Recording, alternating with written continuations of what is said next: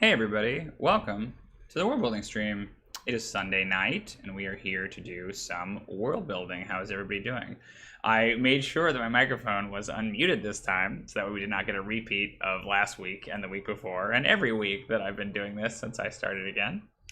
Let me see. Hey, what's up, Shadowner? Welcome. Thanks for coming.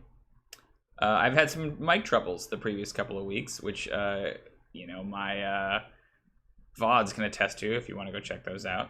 How is everybody's evening so far? It's about 6 p.m. here. We're going to get ready to do some dinner a little bit. What's up, EberQ? Nice to see you.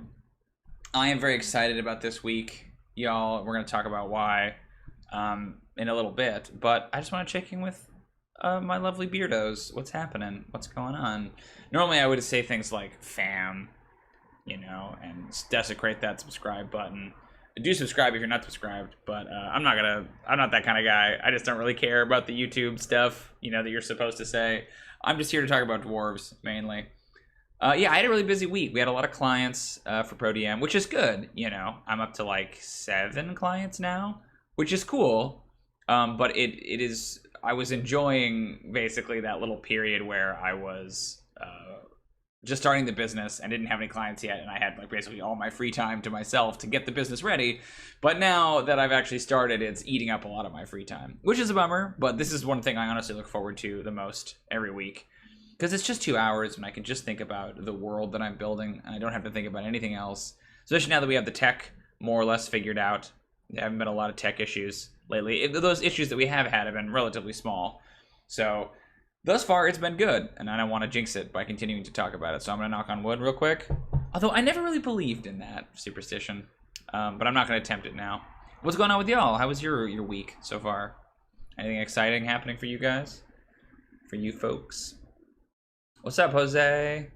Yeah, that's the thing. I am my own boss now, so I have to do my own schedule, and I have to do all my own stuff, and I'm decent at it. I wouldn't say I'm good at keeping to my own schedule. I have all these plans about how productive I'm going to be, and I'm usually about 75% that productive. Sometimes it's worse than that, but for the most part I get my stuff done. I've yet to like miss any deadlines or blow anything like that, but it means that a lot of my smaller projects kind of get pushed to the wayside.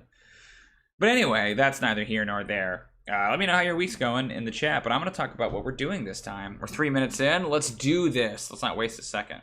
So a couple weeks ago I posted a poll on Twitter about what we would start covering in our world building streams now that we're starting up again, and there were 4 topics. I forget what the 4th one was, but one of them was oh my gosh, I just had a brain fart.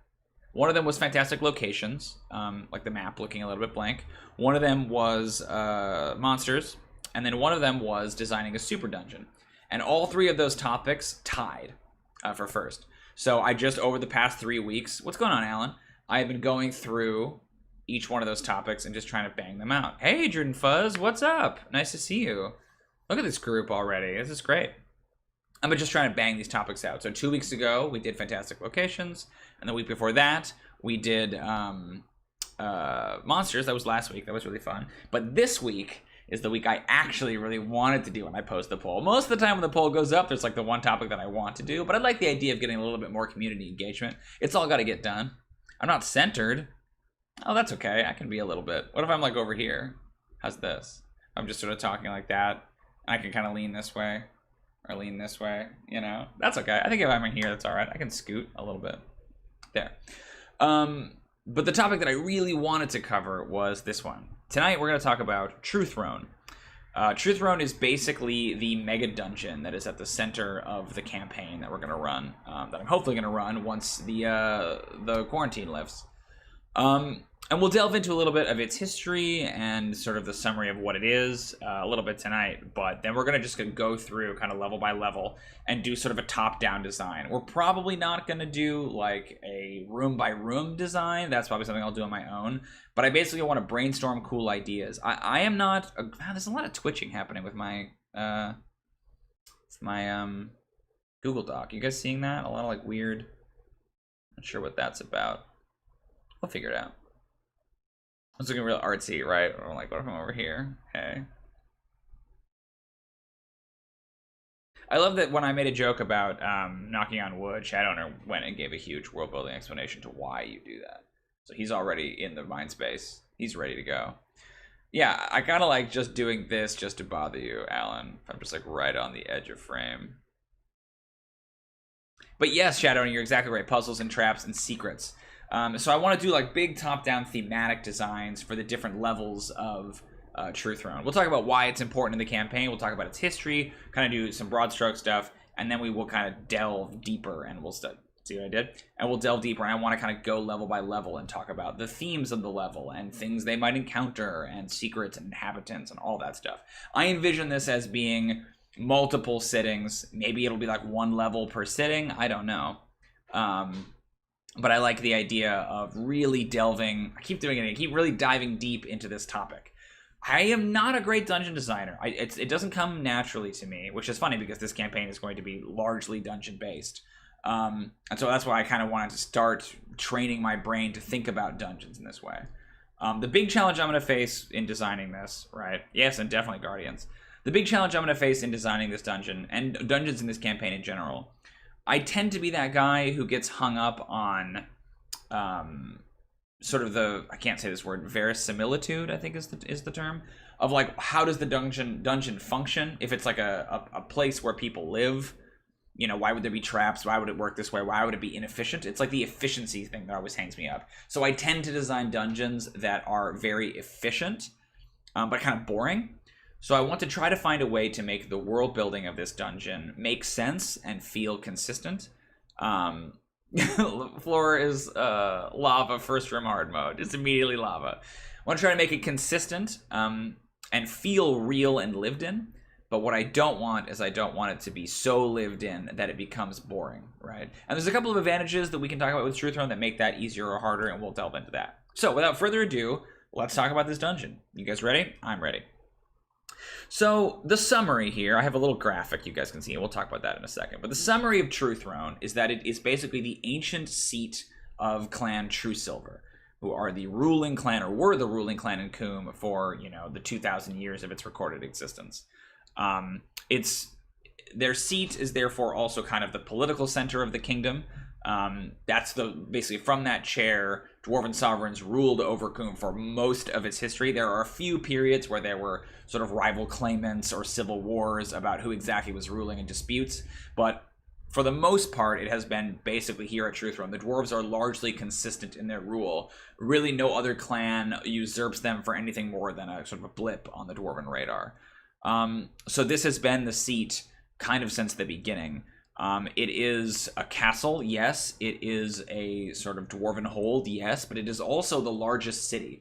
So kind of think of it as a combination between Undermountain from Forgotten Realms and King's Landing from Game of Thrones. It is a dungeon in the sense that it is a vast dwarven complex, but it is also, or was, a populated area, right? This was the largest center of trade, the largest center of dwarven life in Coombe, is Truethrone. And at the time of the campaign, because the clan Truesilver has basically vanished, which we'll get into in a little bit, Truethrone is essentially abandoned. There is nobody left here. I mean, that is true largely of Coombe, but because the Truesilvers vanished right at the very end of the Seven Sorrows, the kind of cataclysm that destroyed the kingdom, they don't return. They vanish. They are disappear off the face of the map, and nobody knows what happened to them. We are not going to get into what happened to them here in this podcast because it is basically a spoiler. In this podcast, in this live stream, it is a spoiler for the podcast, but suffice to say they are no longer here in Truethrone. So I'll go into its history a little bit, but the reason that it is significant in the campaign is that in addition to being a symbol of great power and importance, Truethrone is a, you know what, let's talk about the history and then we can kind of like build forward towards the present and we'll go from there. So the ancient history of Truethrone, it was constructed by the first king of Coombe, a dwarf named Durzov. It was kind of a semi-legendary figure. Clan Truesilver, before they were the royal clan, was living in a different hold that they since abandoned, and basically gifted that hold to one of their loyal underclans. But they constructed this new palace for themselves. And it has a couple of notable features. The main thing is that it is sort of a large mountain surrounded by smaller mountains on all sides. And they built from this mountain 6 bridges that extend towards 6 smaller peaks, kind of in each cardinal direction. It's not exact, but as close as the dwarves could get to exact. And these bridges basically were meant to be ceremonial entrances by which the other 6 elder clans, the other 6 clans that did not ascend to the throne, did not claim the crown, sort of in the vanished time, could use to approach, right? So this notion was that was this common place for all of these dwarves, like they could all come and appeal to the king and visit the king, and this was like the center of dwarven life. It gets its name from the throne, the literal chair that sits atop the mountain's peak. The idea is that Durzov, the dwarf, the first king, built it basically. This is where I will sit and I will look out over my throne. Yeah, the inverted Rome, totally. I will sit and I will look out over my kingdom. And he finished this chair. It was his final work, his masterwork, the last craft that a dwarf makes before they expire. He sat in the chair and then he died there. And so there's a tradition now, or there was a tradition amongst the dwarven sovereigns that at least one day a year, sort of on Durzov's day, you climb up to the top of the mountain, you sit in this throne, and you basically like survey the kingdom and hold court from the very, very top of this extremely cold, Everest height mountain peak, is the notion. That's interesting, Jose. Yes, we will get into that. That's cool. So it was the ruling seat for the Clan Truesilver for thousands of years. When the Seven Sorrows came, which was kind of the cataclysm that drives all the dwarves out of Coombe. Basically what happens is that the current king at that time is a man named King Carouge, and Carouge begins his reign very profitably and very promisingly, but then slowly descends into madness. He's basically our Mad King, if you're going to make a Game of Thrones analogy. Carouge the Crazed. And he brings shame and disgrace to the True Silvers. He is considered one of the sorrows. His sort of madness is what drives the kingdom into bankruptcy. He hoards the iron tax as one of his sort of chief sins, right? They bring the dwarves pay, the crown this tax of precious metals and minerals and things like that. He's hoarding it and hoarding it and hoarding it for years, claiming that he has some project, right? Some incredible thing that he's intending on building, but we never quite materializes. But this vast accumulation of wealth eventually attracts dragons. And a mated pair of white dragons attack for a number of reasons, one of them being the gold. And we can get into all of that, but they attack Truethrone. Now, in a previous age, a previous queen had turned one of these bridges. There was a civil war between one of the elder clans, and as a symbol of sort of defiance, the queen at that time destroyed the bridge and converted that mountain that originally the bridge spanned to into a fortress called Stone Silver. And there's a little bit of discussion of that here, as you guys can see. So it's this august stronghold that was then used to defend Truethrone whenever it fell under attack. So flashback to the Seven Sorrows, and these 2 dragons descend on Truethrone, trying to get at the immense amount of wealth that Carouge has been hoarding, presumably inside Stone Sister. There's a great battle, and Truethrone is nearly destroyed in the process. Stone Sister is nearly destroyed in the process, but one of the dragons is felled. Vescathor falls to his death and dies in the battle. And the other dragon, its mate, flies away. The dragon licks her wounds. Urazanoth, I think is her name. She licks her wounds, and then she prepares a second assault to go and avenge her mate and to claim this gold. But when she returns, she discovers that the place is empty. There's no wealth to be found here. There are no dwarves here. The gates are basically thrown open, and there is no sign of the True Silvers anywhere. And that's kind of the state that we leave things in when the sorrows finally end and the rest of the dwarves depart. No one knows what happened to the True Silvers. No one knows what happened to their wealth. It is believed to be hidden somewhere in Coombe, that Carouge, in his sort of madness, squirreled away all of this money and hid it somewhere, hoping to eventually one day construct his great wonder. But no one knows. No one knows where it is. No one knows where it went. And no one knows exactly what happened to the rest of the True Silvers. They basically just vanished. We jump forward 500 years. The dwarves are beginning to return to Coombe. And they there's this basically open question about whether or not, Truethrone should be occupied. Only a few of the underclans from the clan Truesilver return.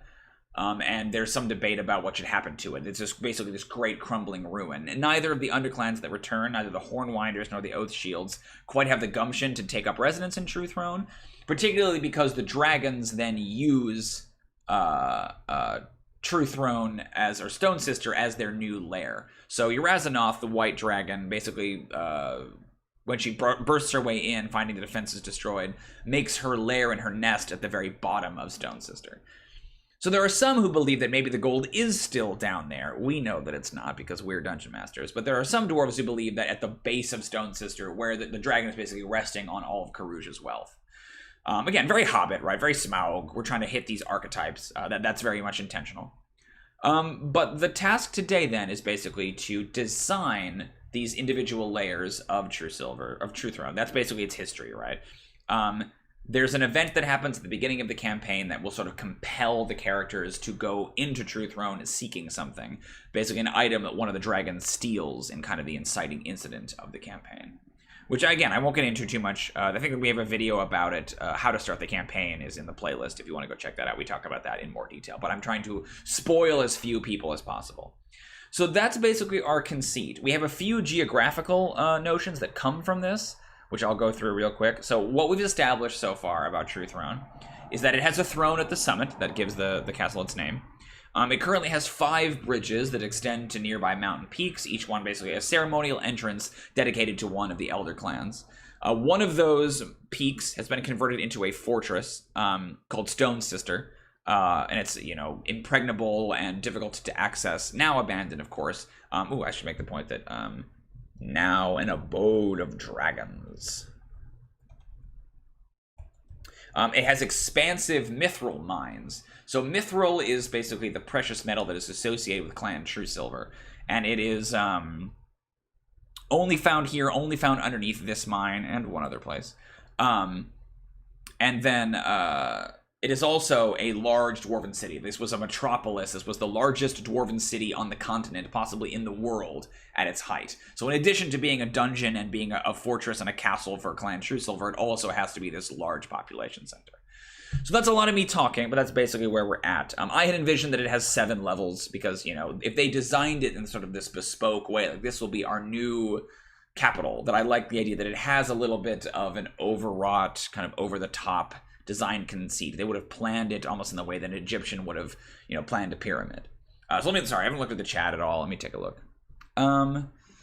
But with the skull of the dragon over the entrance of Stone Sister, that's cool. The one thing I will say about that, though, is that when Vescathor, the white dragon, died, he fell into the moat that surrounds Stone Sister. And because he was a white dragon, the idea was that the moment he hit the water, it flash froze the entire moat. And so his body, while he's dead, his body is still preserved perfectly in that moat. It's now called Wormsgrave Pool, and it basically encircles Stone Sister.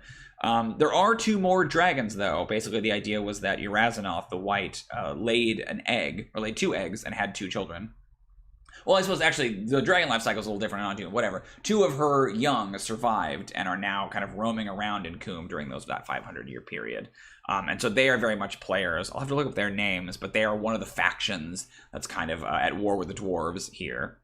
Alan has a bunch here. Alan says, I like to think of this like Washington, D.C. in The Division 2, which I've not played. Or even in like Fallout 4, a capital city that's fallen into violence and decay that's gamified into dungeons. Yeah, that's a great way to think of it.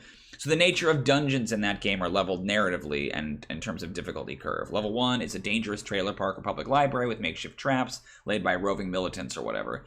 Deeper down, level 7 or whatever is in the Pentagon, where there are traps designed by professionals for more sophisticated before time. Yeah, I think that's a great way to think of it. There are a number of other factors here that could contribute to these areas. We have troglodytes are roaming around. These are horrible monsters that have boiled up from the crack in the Earth's crust and imprisons Yogg. They're basically, think of them like aliens, like xenomorphs, right? They are creatures genetically designed by Yogg to kill dwarves.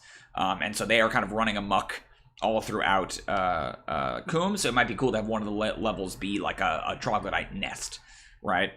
Yeah, you're exactly right, Shadowrunner. A 500-year-old adult dragon is nothing to sneeze at, especially when there's 2 of them.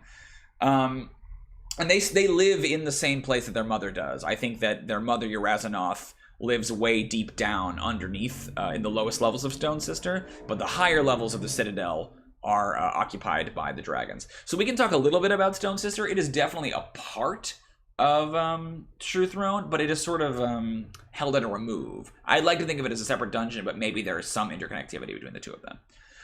So I don't have a great idea on how to structure this session. I like the idea, or this stream. I like the idea of maybe saying, what was the original conceit of each of these levels? And then we can talk about what's happened in the meantime, right? And that stuff can always move and shift around. But I like the idea of designing Truethrone the way that the dwarves originally would have, and then saying, okay, 500 years has passed, you know, and everything has gone to shit. What has happened in there since, right? So we have 7 levels to get through, both in accordance with Alan's idea, right, of the deeper down levels being the more serious, more severe levels, which I like. I also think that there's something to be said for the idea that the dwarves would have valued the deeper levels more than the upper levels. So the upper levels are, I think, also less important and more sort of superficial, right? Like, the deeper you go, the more secretive, the more protected, the more sacred those levels are to the clan. Like, I could see something where level 7, the deepest level, only the true silvers are allowed there, right? Or something like that. Maybe it's even like, because one of these levels should presumably be the mines, right? Maybe like level 6 is the mine. They have like a bunker, like the steading of clan True Silver is level 7. It's beneath the mine, and it's only accessible via this one way, right? It's this very kind of doomsday bunker thing. Okay, 2 rule and dungeon creation, dwarven style. Think of center, vault, and then add what livelihood you'll need and create out traps and things for outsiders. Yeah, I think that's basically what we're doing, right, as we're going through.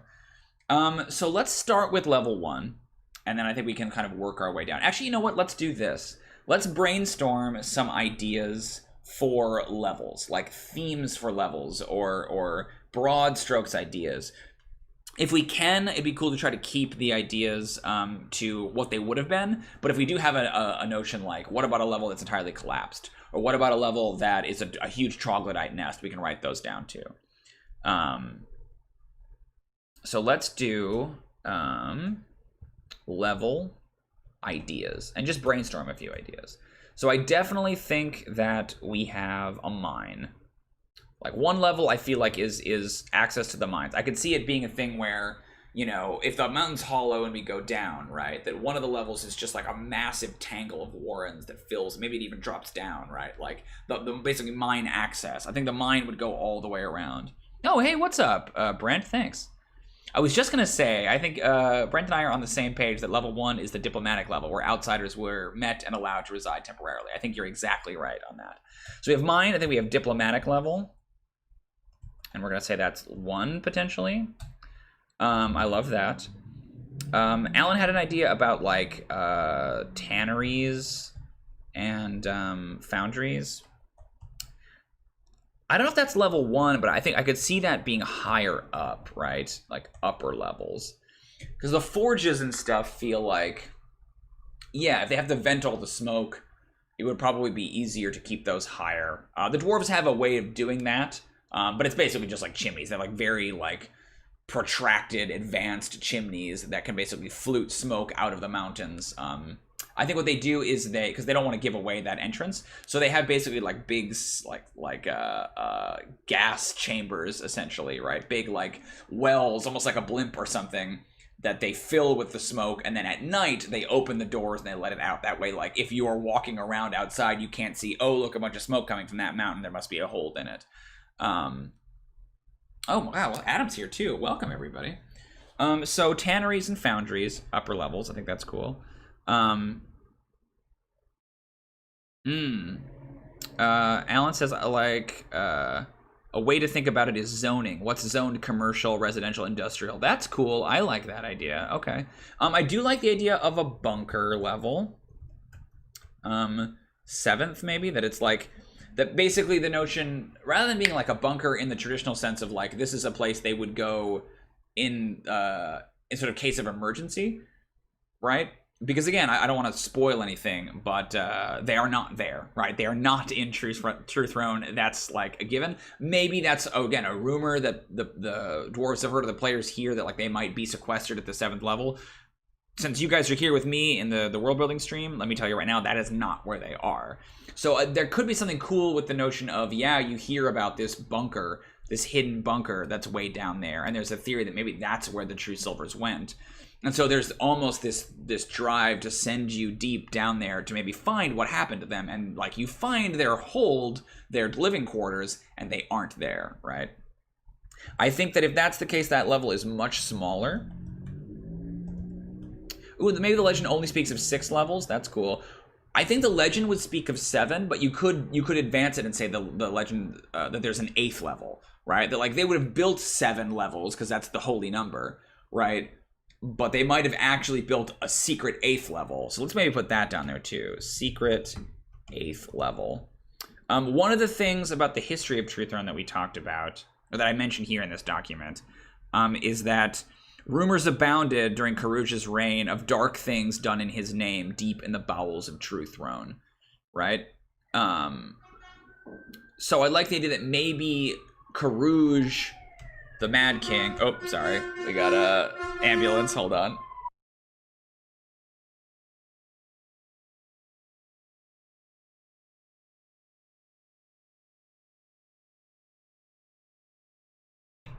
Okay, I think it's gone. The notion that maybe Karuj built an 8th level, right? There were 7 levels, and maybe him or a previous king or somebody in secret built a bunker level below. Let's see. Dorklord says, it may also make sense that the foundries and smithies would have been lower down so that the waste could be pumped through the entire mountain. Yeah, that's kind of cool. I had envisioned them being lower, but I do think it makes sense that they would be... Like, they want to make that the shortest amount of... Oh, I see what you're saying. Like, if they're pumping it up, right, and then out, that's kind of cool.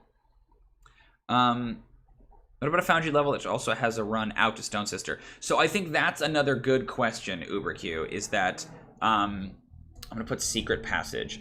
So, because one of the big threads of the game is that the dragon, one of these dragons, one of the younger dragons, steals something of importance, basically is sitting on a piece of treasure that the party would really need to solidify their monarch's claim. Hunting the dragons and locating the... this item are a big thread, right? So the notion of oh boy, it's just Fast and the Furious again. The notion of going into True Silver, going into Truethrone, looking for a route into Stone Sister, right? I don't know why. It's always crazy. I don't know if you guys can hear the Fast and the Furious out there, but whenever I try to do a stream, like all these people just go drag racing outside my apartment. That maybe there's a potential secret passage into Stone Sister. Part of Stone Sister's history is that it was made by a very paranoid queen, the second queen of Coombe. So I like the idea that all of its defenses are basically unknown, that nobody knows what's in there. There might be rumors about things in Truethrone, but Stone Sister, I think, is just a bunch of surprises. So I am inclined to say that there's no secret way in, but I think that rumor at least has to exist. I'm not opposed to the notion of a secret entrance, but I think that rumor has to be there, right? I think that's cool. Okay, secret passage idea, foundry level. It also has a run. Yeah, we should put foundries. We have foundries. Okay. They would have had a way to clean the smoke. We have that now with modern chimneys. Oh, okay, that's cool. I'll put a note about chimneys. Chimneys. I have an idea for a bunker I've tinkered with. I do rob Doctor Strange for inspiration, but make the bunker a closet room with different doors leading nowhere. Like literally, it's just the arches. And make each arch a portal for either a mansion or teleportation, and one of them is a bunker. That's cool. It feels very magical in a way that I don't know that that feels very arcane in a way that I don't know that the dwarves would use. Like, I think the dwarves are going to be, like, they might have divine magic in some places, but I think that they're going to be very practical in their construction. Yeah, Alan makes it well. One of those chimneys could be a great way to circumvent obstacles or sealed doors. I love that idea too, because I think maybe you get something that's living in the chimney, right? Like you think, oh, we're gonna get through, we're gonna go down. Maybe a chimney is broken, or there's a broken vent, or maybe there's a creature that's dwelling in there. Cool. I think for level ideas, those are good for now. And then maybe we can come back to it. I want to start with this first level because I think we have some cool notions here. I like the idea. Let me just do like a brainstorm category. Brainstorm.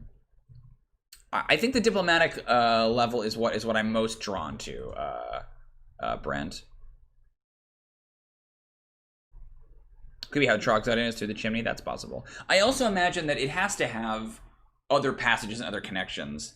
Is there a monster that lives from the zoo? Yeah, that's true. There is the zoo.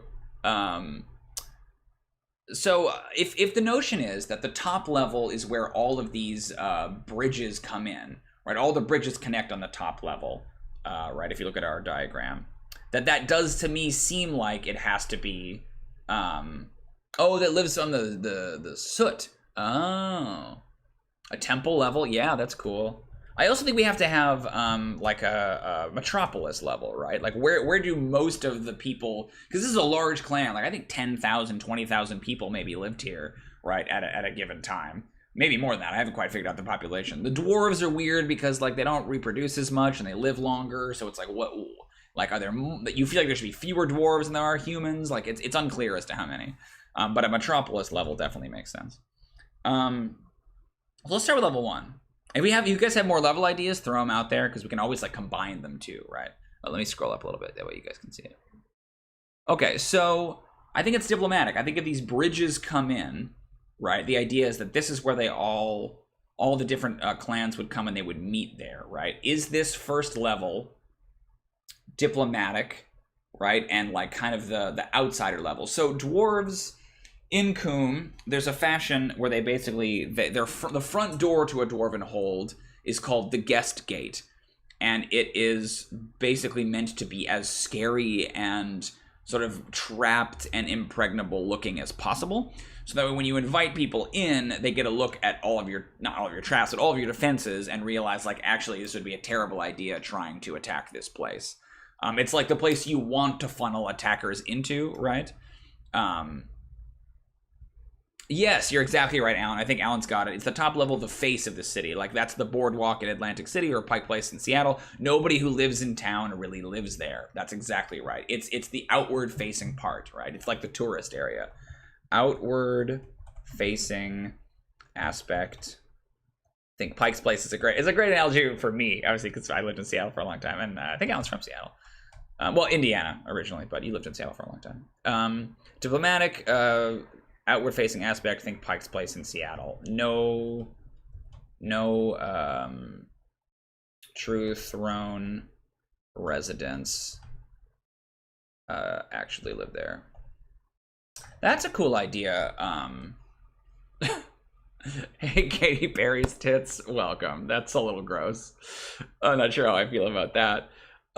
Dork Lord has maybe the lowest secret level is an Acropolis. That's an interesting idea, actually.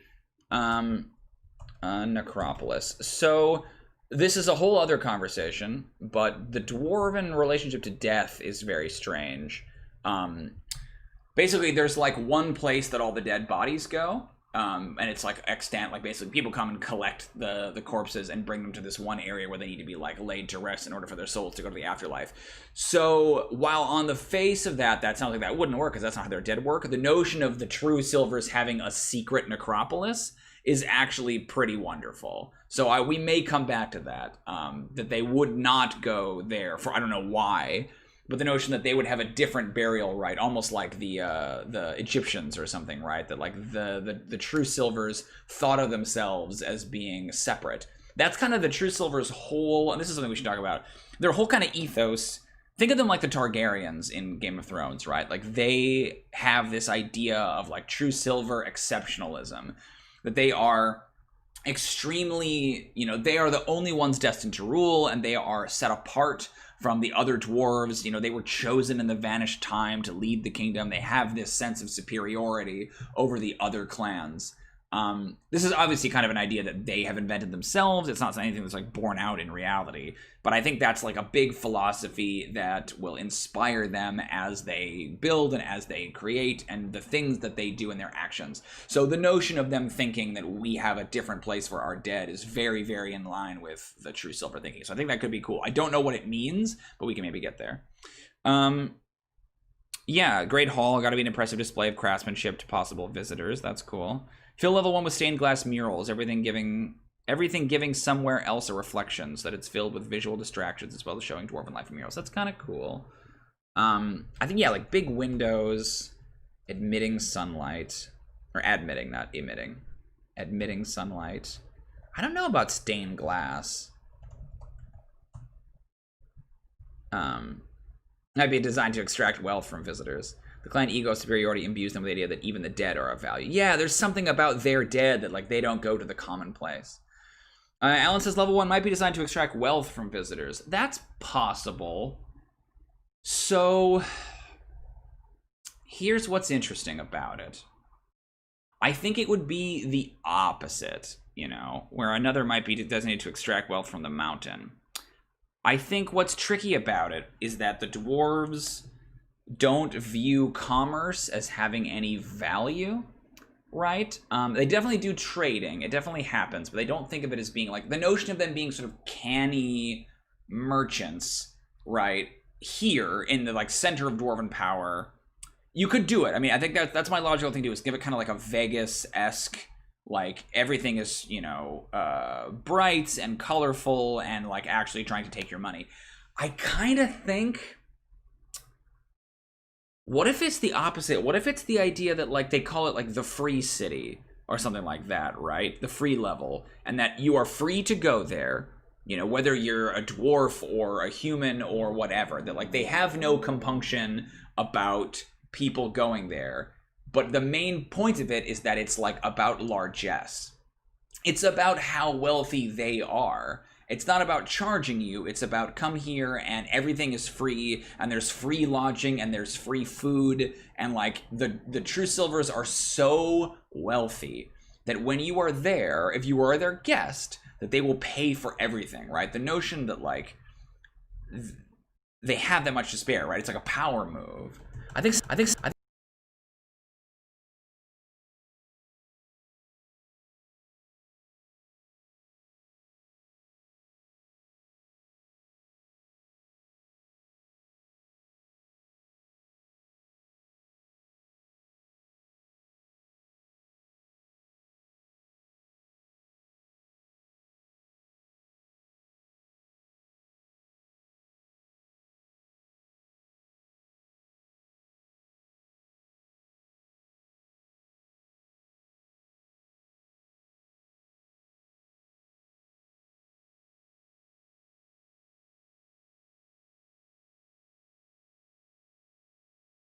where each level that you get down the mountain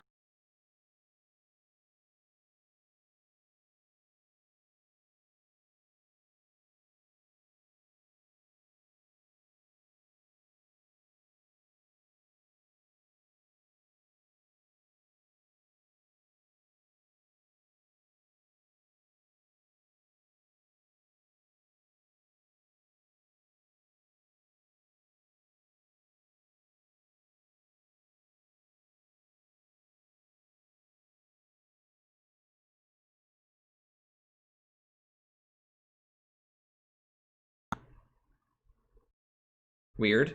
I still see audio on my end. Okay, well, let me see what I can do here. Weird. Any better? Any better? Yes, no? Huh. That's strange. I'll check my audio.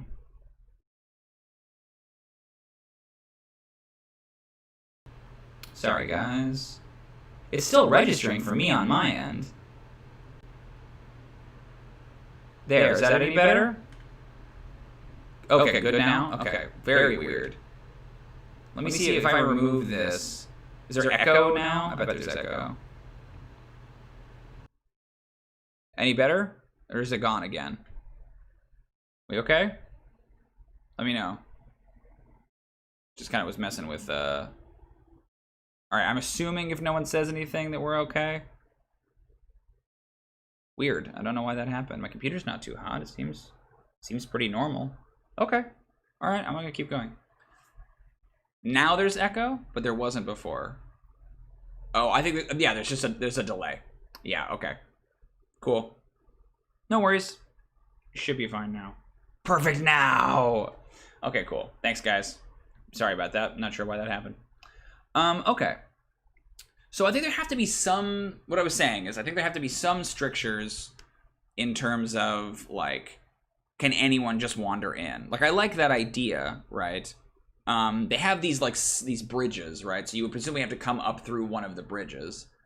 So maybe you need, like, a permission from an elder clan to get up there, because I can see each one of these 5 mountains be, like, sort of associated with one of the elder clans, right? So you need, like, permission from the elder clan to approach. Permission from an elder clan, almost like a writ, or you know, you need to know the password to get in or whatever. And they could be like poorly kept secrets or whatever. To approach. But theoretically, any underclan would be able to get access because they would know the same thing the elder clan would know, right? It's a little political, but like that should be fine for dwarves. But it makes me wonder about like human dignitaries or, you know, elven ambassadors or that kind of a thing, right? I just feel like if we have these bridges, we need to in some way use them more than just like a purely ceremonial thing. Because again, imagine it's like the mountain in the center and then the bridge to a smaller peak, right? And there's like a door on the high mountain, so maybe you need to know where the lower entrance is to come all the way up. Yeah, I think an invitation is right. I think a shackle might be a little much, but I like the idea that there's like a bus pass type thing. You know, you have to have some kind of like a visitor pass. Yeah. I forget the term, but the Mongol Empire had like a badge that the Khan could give to like dignitaries that would let them kind of go wherever. Yeah, you need a badge or hall pass. Yeah, you're exactly right. Yeah, UberQ was saying that they're vouching for it. And so, yeah, that's cool. It's like a voucher system. So maybe it's called a voucher, right? A voucher? I'm gonna start trying to put these in like, yeah, whatever. It's a very messy document. Can you guys see it? Yeah, okay, cool. You need, an elder clan must vouch for you, giving you a voucher that so it's like a magic item or it's like a mundane item that then is basically a magical trigger for the hidden door on the mountainside, right? That leads you up the staircase towards the bridge, and there's maybe like a receiving room or something, and then you go across the bridge, and once you get across the bridge, then you can approach Truethrone, right? And you could maybe be stopped and asked to show the voucher, but as long as you have it, the conceit is that you are welcome to go anywhere. You can show it as a form of payment, right? You can go to any of the like taverns or hotels or feast halls on the upper level and be given service and be given food, right? That like it's about their generosity, that any dwarven citizen, any dwarven subject is welcome and will be fed here. So there may be periods in dwarven history when like yeah, there's cool politics there too, where like certain elder clans are passing out vouchers to refugees and stuff, and so now the upper level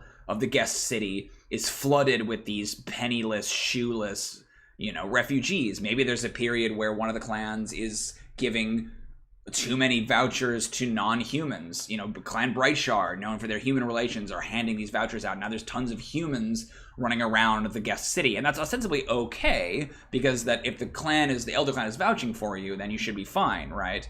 But it's a question of, do they really know them? Is there a corrupt way to get these vouchers? Could you forge a voucher? There's a lot of interesting, like, story potential there. I really like that. That's cool. So Alan is suggesting, like, that someone tried to attack, right? Like, there's a lot of dwarf courts, and it's about, like, who has the badges and who doesn't. Yeah, the notion of, like, a failed coup is kind of neat. Yeah, okay. So let's see. Elder Clan must vouch for you, giving you a voucher that grants you access I don't think I know the Tragedy of the Commons reference. I feel people make that all the time, and I'm too dumb. I'm not well read enough. Grants you access to the all the free services of the first level. But that Elder Clan is vouching for you. So if you cause trouble, it splashes back on them. So you might have some Elder Clans that are less willing to give vouchers than other ones, right? I can see some of them being very open-handed with their vouchers, and some of them being very reserved with their vouchers. That's cool. Shadowrunner raises an interesting point, that there would be ostensibly 5 of them, but there are actually 6 Elder Clans.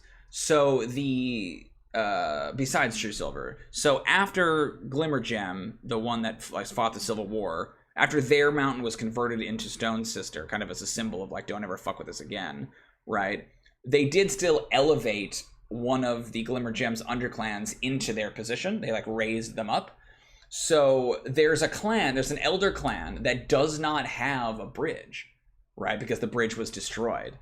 So they can't go through Stone Sister because it's well too protected. So maybe they have to like appeal to another clan. I don't know if that's something we solve right now, but I like the idea that one of the Elder Clans doesn't have a clean way into Truethrone, right? What they're called? What about Clan Golden Plate? How do they get in? How about maybe a metal thing that sits in the palm of the hand, not letting it close? Non-articulated gauntlet. You don't need anything as a guest, but you can't work or hide anything as a guest. That's kind of cool. I like the idea of like a thing that like what I want it to be is an item that you can clearly see if someone has or not. It's not something you can or should hide. But I also like it to be an item that has no other purpose. It's not like a pin or even like the Hand of the King badge. Like I like the idea of it being something that's a little cumbersome or a little weird. But I kind of think you're right, Jose. I love the idea of like a metal, almost like a glove or something functionally that like sits in the hand, that like there's room for your almost like brass knuckles or something, but it like rests in your hand and you hold it up like this, right? And you show that you have it. But while you're doing it, it's kind of a pain. Like you can't like use your hand really, you know, it's sort of like you have to show it. And the idea is that you always have it. So it's like, hey, I have this thing. You know, I'm meant to be here. You could be stopped kind of at any time by the soldiery. That's cool. Is the voucher a weird... I put non-articulated glove. Non-articulated metal sphere or metal disc that rests in the palm of the hand. You can't work and hide anything.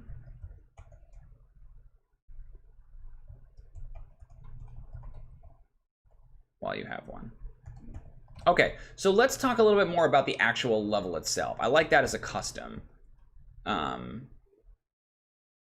Yeah, lead, the same weight as gold. Ooh, that's cool. Made from lead.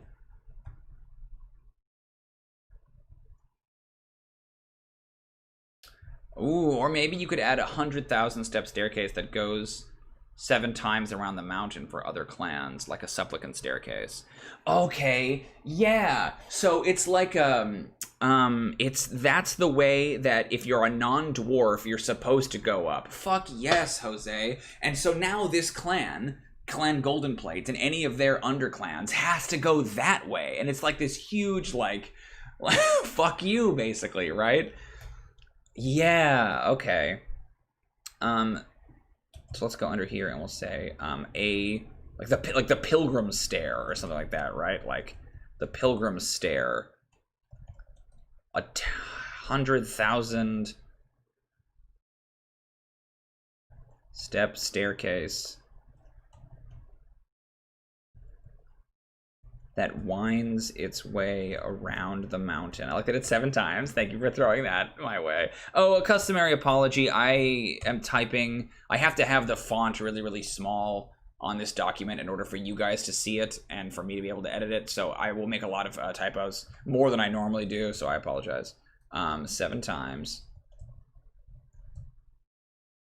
Yes, you're exactly right, Alan. It's totally pre-check, and so they have to come. They have, like, what do they come with, like, carts and wagons, and it's this very narrow, like, unrailinged stair, right? Like, oh god. So I feel like what they would do, that clan would, like, they would make the trek one time, and then they would, like, post up there, and then, like, so there's a bunch of people from that clan who have never left because they don't want to have to go back down the stairs, right? Yeah, that's so good. Schedule caravans along the pilgrim stair. Yeah, I fucking love that. That non-dwarves must use. So then one of the scandals was that Clan Brightshard or whoever was giving these vouchers to humans, right? And it's like, are you, like, there's nothing that says you can't do it. It's like the Airbud rule, but it's very much against the norm, right? Must use. Now, Golden Plate must do the same. And all their underclans must do the same. I think there must have been a moment, like, when they were elevated, you know, where maybe it wasn't the first, like, because, like, when the Tyrant did it, when she, like, destroyed their bridge, there had to have been a moment where, like, they sent, like, a commission or, like, a delegation to the crown to be like, hey, so we're the Elder Clan now, and we don't have a way in. Do we have to use the Pilgrim Stair? And, like, the claim just, like, fell on deaf ears. The crown was just like, figure it out. It's not our problem, right? So they've been kind of been like, okay. Golden Plate in particular is, like, kind of a toady clan. They're very self-conscious about the fact that they weren't one of the original 7 clans. So, like, it definitely makes sense to me that they would, like, have meekly asked one time and then accepted whatever the True Silver said. Like, they're very, like, faunish and concerned about their position. Yeah, okay, I love that. So let's talk about the actual, like, contents and features of the place, right? We said big windows, and I like the idea of these, like, large... Oh yeah, I'm envisioning this as a post-apocalyptic dungeon, and it's grim as hell, like 10,000 sets of ancient bones in the corners of this grand spiral staircase. See, this is the question about it, is that, like, the clan disappeared. Yeah, let's talk about this for a second. Let's take a little detour. So, for reasons, right, the clan vanished. But I don't think... Sorry, when I say the clan, I mean Clan True Silver. They vanished. But I don't know that it was everybody. So, okay, sorry. I feel like all these streams have just become me, like, re-explaining Dwarven concepts. But the way Dwarven clans work is that it isn't just one family. It's, like, a large collection of family groups. And you can marry into the clans. So the clans, these elder clans, are extremely big. Anybody who basically lives in True Silver, or Truethrone, I'm going to mix that up all the time. Anyone who basically lives in Truethrone all the time and is married into the clan can claim that name, right? So it would kind of be like, unlike our names, it would be like if your last name was dependent on, like, the city you lived in, right? So, like, I would be Timothy Angelus or whatever, right? Rather than Timothy Meyer. So, like, that's kind of how the Dwarven clans work. It's more about locality, and it's more about, like, your marriage into the group. It's not like every single person in the clan is blood related, because usually marriages will be inside the clan, right? Like, this guy True Silver and that guy True Silver might get married, even though they're of the same clan. They're probably not blood related if it's a very, very big clan. It's family groups. It's not one family. So in my head, I had always envisioned that when the True Silvers disappeared, it was the entire clan. It was everybody.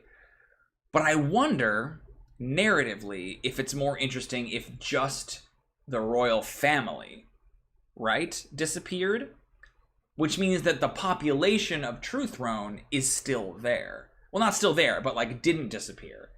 So what happened to them? Did they flee en masse? I don't think they did. I think that, like, nobody made it out. And why? Right? Something happened there. And maybe that's something we can talk about. But, like, as Alan is describing, like, bones and dead people, and it has this very post-apocalyptic feel, I definitely think it needs to have that. But if they all vanished... And when I say vanished, I do literally mean, like, they're not here. So, like, it's not like we're looking for a solution, like, actually, they all died or whatever. Like, I'm not going to go into what happened to them. But if we say that that mysterious thing only happened to the royal family, then that gives us the entire population of the city to do kind of Rapture-style fuckery with, right? Like, we can see terrible scenes, and we can see bones scattered on the stairs.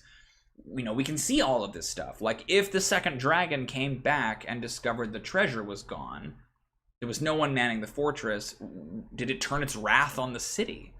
right? Like, did it smaug that shit? That feels cool to me, you know? Hey, Vaughn, how you doing?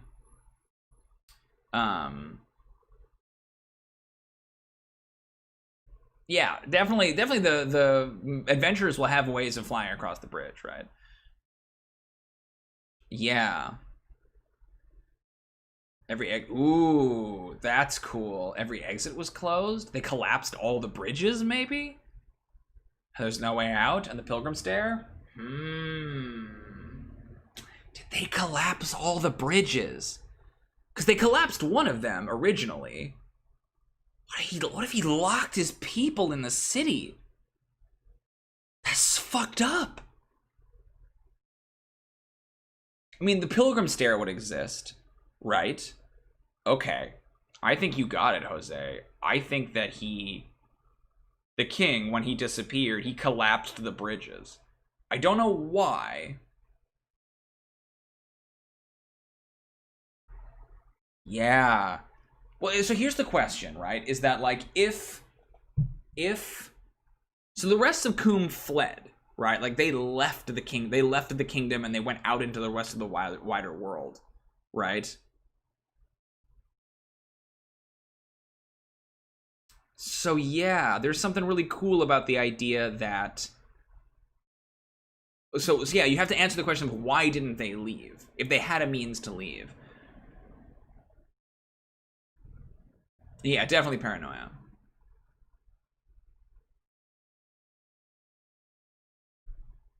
Ooh. Hey, Adam. So that's a great idea. So it's funny that you mentioned that. So the notion is that like there's that the bridge to Stone Sister was collapsed. They destroyed that bridge and then they turned that peak into a fortress. But they didn't just get rid of it because how do you get to it? So the way it works is that you have to say the password on one end of the bridge. Like if you're standing on Truethrone, right? And you're trying to get to Stone Sister. Let me scroll this up so you guys can see it. If you're standing on oh yeah, well Vaughn, maybe that's a little bit too no, I think you're exactly right, but it's funny how close it is. But if you're standing on Truethrone and you're trying to get to Stone Sister, there's no more bridge there. So there's a password that you speak, and it's a rotating password because they're very paranoid. It's not like one password, right? It's like it changes every hour or whatever. And you speak it, and then all the stones from the quarry below, like basically the broken pieces of the bridge, fly up and form a new bridge, form the old bridge again. You can walk across, and then when you get across it, they collapse again. So what if they did the same thing, Adam? You're exactly right. Like, why just collapse bridges when you could do something more magical? And this is exactly the kind of thinking that I need, actually, so that's great.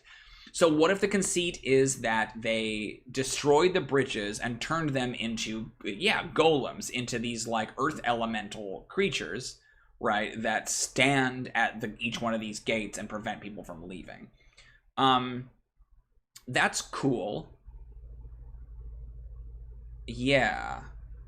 That's so fucked up, because then what we can do is we can do a lot of these things Alan is talking about. We can talk about what happened over the next 500 years in Truethrone, right? Like, is anyone left? Who's left?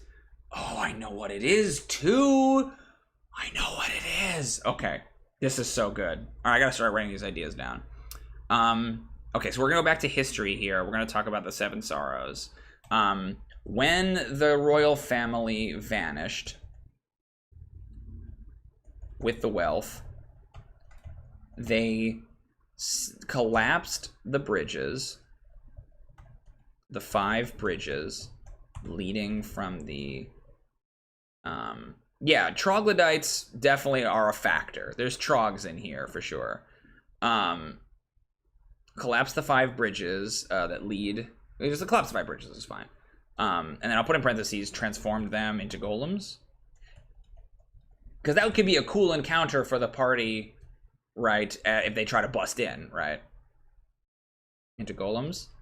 I'm imagining like earth elemental style, like I think they're called talus in Breath of the Wild, right? Where they're like big, weird, lumpy, like apes.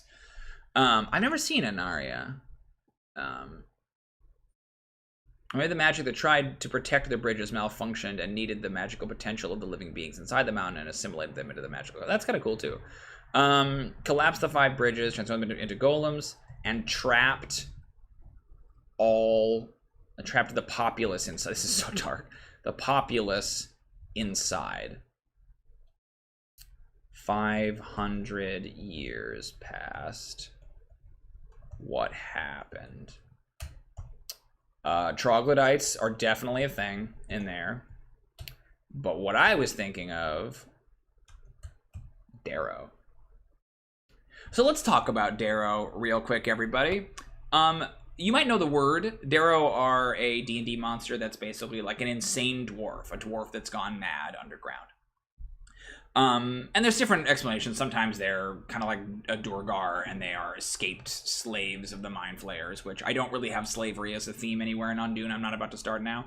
But the notion with the Darrow in my world is that it is basically like, it's like a magical writer's block.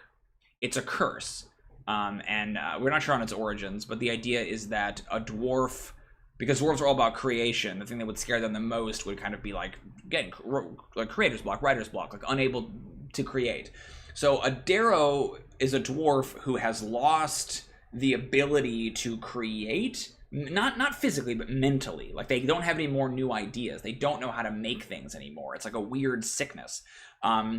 And it causes them to act very irrationally. They're not necessarily violent, they can be, but it's more about that they don't think properly, right? Like they have weird fascinations, they make strange Rube Goldberg machines to do like basic stuff, like they're this kind of deranged, you know, like a psych ward kind of an offspin of dwarves. What's interesting about it though is that it's infectious. So if one dwarf starts to basically doubt themselves and sort of run out of ideas, have writer's block, it can spread to other dwarves.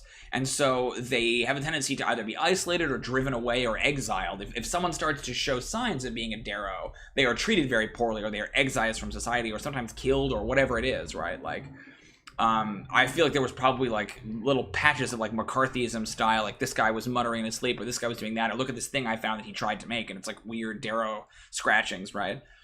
So to me, it's very logical that if the dwarves are locked in this dungeon, right, they're locked in this city, that of course they would start to go mad, right? They maybe they have the mind. Oh yeah, because they are running out of supplies. So one of the 7 sorrows is that these veins go dry. So they're starting to run out of material, and they're all stuck in here. And obviously they're going to starve. That's a thing. But they presumably have like great reserves of food, and you can do all kinds of stuff about like how's the food distributed and warlords that would have arisen and all that kind of thing. But I think the thing that eventually gets them, and maybe there are some pockets of dwarves that survived, but I think that they're Darrow. Right? Like they sort of go mad. Maybe there's still some around. The Darrow famously also can't procreate because they can't create at all. They're obsessed with children. They create, they sort of multiply either by spreading or by kidnapping children and sort of turning them into Darrow because they're obsessed with children. It's the ultimate creation for a dwarf, right? But I think, yeah, it's like there was a period where like there probably was strife and internal war and, you know, like barricades in the streets and like all this crazy stuff as they're sealed inside, right?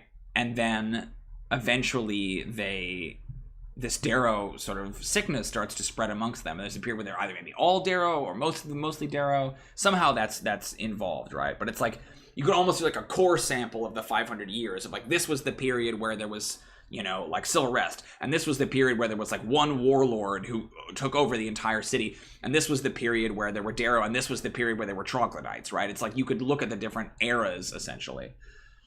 That's so crazy. Yeah, it's an intellectual pandemic. Exactly. That's exactly what it is. Oh, sure. It is kind of like the Kenku Curse.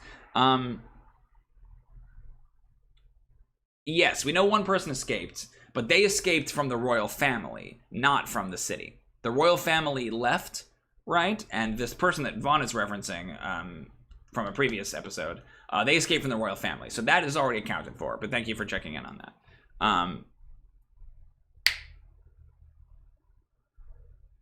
Oh, that's cool. You could have grown agate windows, and dwarves can grow different color translucent panes like windows. Yeah, we were thinking something like that, right? Oh yeah, the traps, Shadowner. Yes, they made weird traps, right? Unfortunately, I can't talk much about the royals, but that's a cool idea, Vaughn. Okay, because the royals I have, and I'm not going to talk about it because it's spoilers. I want to keep some things preserved for the game, for y'all listeners.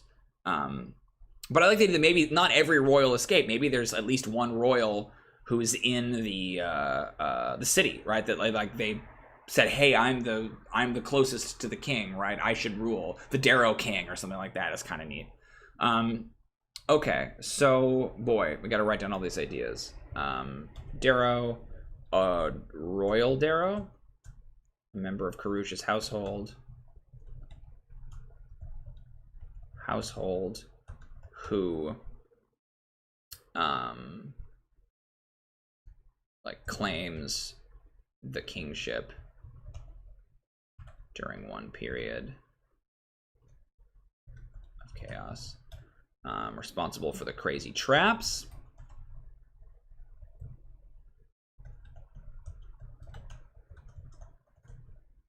Yeah. Yep. Okay. So that's cool. We will come back to this. I want to go back in time, and I want to talk about level 1 again, and I want to figure out the design of level 1. But I think that's a huge revelation for me, because I didn't really know what was going on in Truethrone during this time. To me, all of the True Silvers vanished, which would have been like 10,000 True Silvers, and that's just too many for where they go in the secret. So this works much better if the population was sealed inside and sort of slowly eaten or driven mad or whatever it is, hunted by troglodytes. Yeah. Perfect. Yeah, the broken crown. That's cool. Broken crown. I love it. Okay, so let's go back in time to when things were not so crazy. And let's talk a little bit more about the diplomats level, right? The guest city. I like calling it the guest city. So this is where dignitaries and people would come, right? The Darrow Plague. Yeah, very cool. So features. We talked about this. I want to get those window ideas down. I like, so Jose recommended stained glass, and I think stained glass is cool. I think that idea is cool, but I think it's, if you do what Adam was talking about, right? Like they grew these agate windows, they could be in these shapes, right? Like they could have grown them into these almost like bas relief pictures. So you could still have that image of these like big important scenes. What color is an agate? I feel like it's, in my head, it's green, but can they be different colors? Who knows about agates? Adam Pearson knows about agates. He's an earth science teacher, right? He teaches geology. Gigantic windows that surround the level. And I think they're like, these are humongous, like 100-foot tall, made from grown agate. That's so cool, dude. I did not know you could do that. See, and I was ragging on Adam the other day in our I was ragging on him about, like, I don't care about geology in my campaigns. Who cares about that stuff? Geology's for nerds. And then he comes into my chat and is like, here's an incredible idea based on geology. Well, okay, maybe geology's not for losers and dorks. Maybe I'm the loser and dork. Yeah, this is, again, why it's cool to have people of different experiences helping me design this stuff. It's very cool. So they can be different colors. Okay, cool. Because I like the idea of them having almost this rainbow. Like, you could have, like, the orange quarter and the blue quarter and the green quarter based on the color of the agate window, right? And the light that it lets in. Yeah, and they're magical, too, on some level, right? Like, it's a fantasy, so you could say they are different colors of agate. Yeah. Made from grown agate and shaped to depict important events in dwarven history. Or maybe the sigils of the different houses, the different clans. So like the green quarter, the quarters, whatever the term would be in dwarven, quarters. Each district of level 1 of the guest city is coded to a particular agate window color. Orange quarter, green quarter, blue quarter, etc. Yeah, that's cool. Yeah. Uh-huh. When he's talking about Moria, that's cool. Yeah. Roaring fires, mold veal, fresh meat off the bone. Yeah. That's cool. Let's see. The Ambassador City has themed sections for each of the vassal cities. Yes, exactly. The agates, the colors, and patterns, and the standard. That's cool. I haven't actually given out colors to those yet, but we could. Like, that seems neat to me. I like that idea. So I want them to be like big, strong, primary colors. Who are our 6? So we have Bright Shard. We have Deep Vein. We have Cloud Peak. I'm just gonna say that they're coded, and I can figure out the colors later. That's not necessarily something we need to do, but I think that's cool, Vaughn. I like the idea of like establishing those colors. Each color is coded to an elder clan. So I think it's like if it's these 6 bridges that come in, right? Then I think you have 5 of them are coded to a particular clan. I think there's like a citadel. I think that there's like the other side of the bridge, right, that goes into Stone Sister. So there's one of the quadrants is basically like a barracks and a little fortress, right? Would they be quadrants? Would they be, what would you call it if there's 6 of them? Because quadrants is 4, quarters is 4, right? Like you could use it in an artful way, but like what is it if there's 6 of them? Hex something? I don't know. Each color is coded to an elder clan, and that quarter. Oh, you guys can't see it. I'll scroll it down. Is coded, or is that clan's headquarters. So it's almost like they have embassies there, right?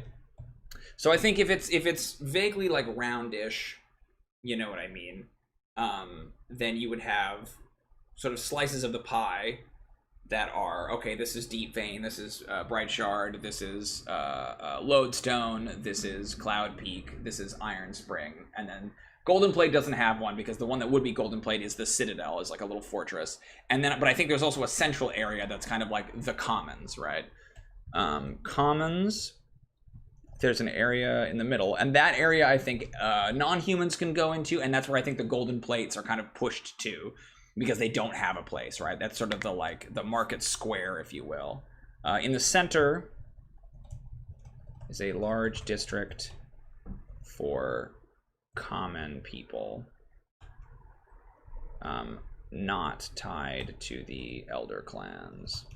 So most of the time, like let's say that I'm a member of a banner clan to Cloud Peak, for example, and the Cloud Peaks give me a voucher, and I go up and I cross the Cloud Peak Bridge, and I come into this part of the city. I would probably stay in the Cloud Peak quarter. But if I was a foreign dignitary, if I was like a human merchant, right, then maybe I would probably have to take the Pilgrim Stair all the way up if I don't have a voucher, and then I would stay in the Commons area, right? Not tied to the Elder Clans. Here is where Clan Golden Plate basically has to stay.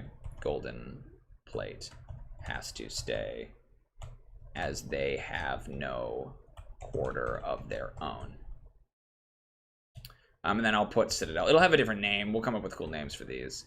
One corner is once the Glimmer Gem quarter, which I think they were probably green because their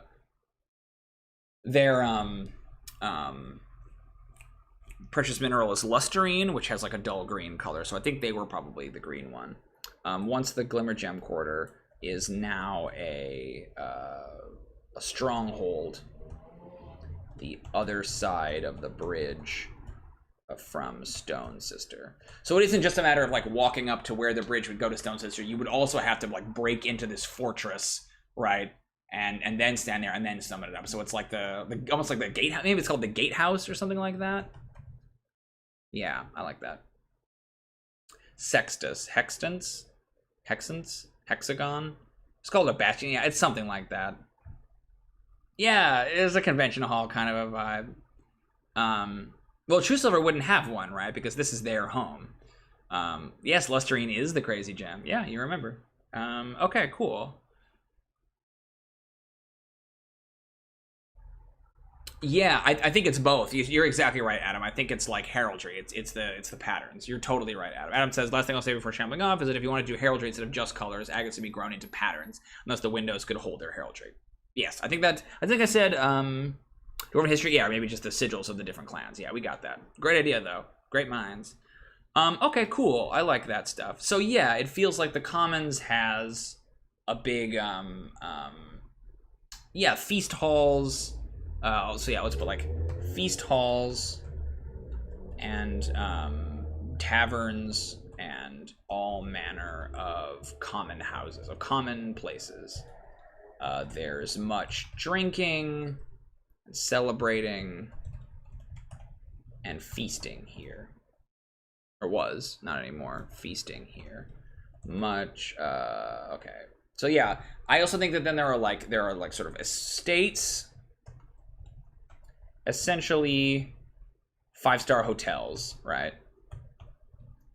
Where the elder clans, or where dignitaries from the elder clans stay. Dignitaries from the elder clans stay. Probably some permanent residences.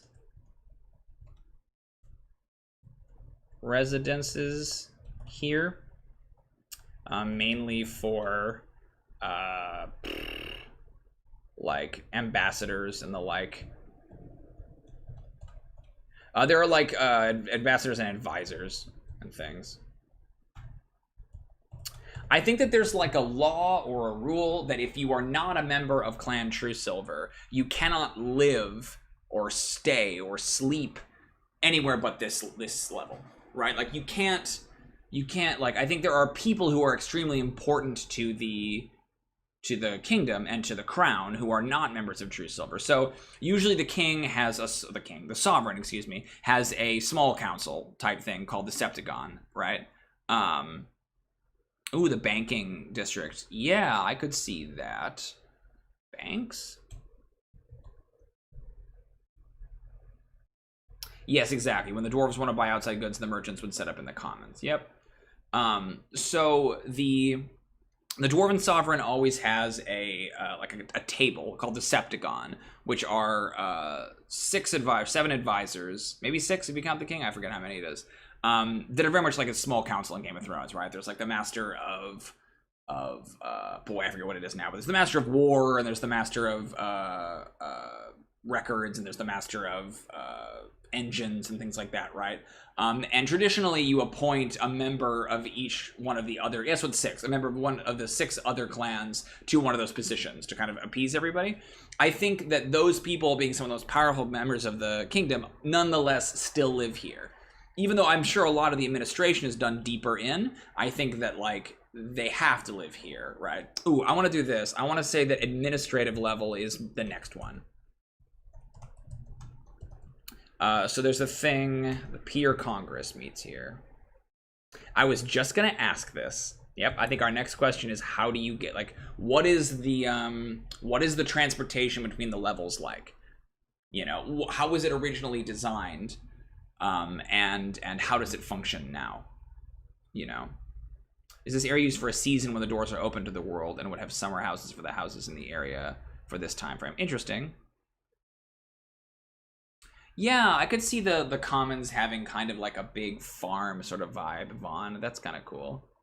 All right, I want to talk about, let's wrap these 2 ideas up. Is this area used for a season when the doors are open to the world and would have summer houses for the houses to be in the area for this time frame? I mean, I think it's always open. I think that's more interesting. I think there are probably days and periods where it is closed, kind of like holidays, but I think the conceit is that the guest city is always open. The king may not hear you, the lower city might not accept you or might not come meet with you, but you can always stay there. You can always come and be there, right? There might be periods where like they don't send food up or they don't do whatever, but the dwarves, I think, of Clan Truesilver have basically written off the guest city. You know, like they don't think of it as Like, I think it's always open and always available. Yeah, I think the idea of the commons having like animal pens.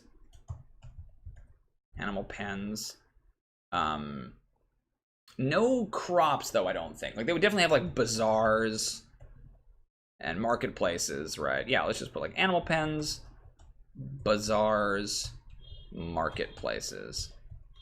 Dwarf season. Yeah, and I think that's exactly right. They wouldn't think of it in terms of seasons because they don't go above ground very much. You know, they do now, but they didn't used to, and they're so like rigid in their thinking that they haven't changed their policy or their culture ever since. Okay, so now I want to talk about Alan. Alan is talking about this. I think this is a good topic. What is the method of transportation between the different levels? I would like it to be something unique to Truethrone. But I would also like it to in some way inform the culture, right? Like if it's because yeah, your obvious things are like elevators and staircases. You know, he's got baskets on pulleys and things like that, chutes, teleportation circles, that kind of thing. I was just gonna say yes, high class and low class ways to get around. Proles take the stairs, royals have golem rickshaws. Like, is there something along those lines? Yeah, where like the staircase, I think, is definitely there, but I feel like it has the kind of like apartment stairs thing where it's always an option, but it's not the primary way. And I like that that's kind of reflected in a few other areas, right? That like it could just be elevators. Like, elevators make the most sense to me because they're kind of like the grandest and the most opulent. Rail cars exist, definitely. I think that the rail car. Oh.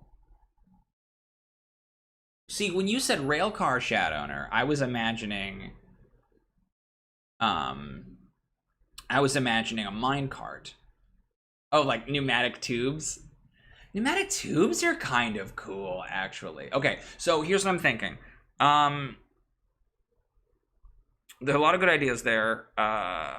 They will probably all work, but in different locations. Maybe not all in Truethrone, but definitely other stuff. So here's what I think. I think it's the rail car.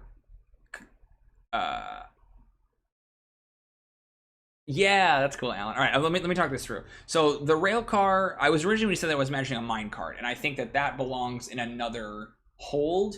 The Deep Vein Hold Sunken Seat. They're all about mining and warrens and stuff. They feel like minecart people.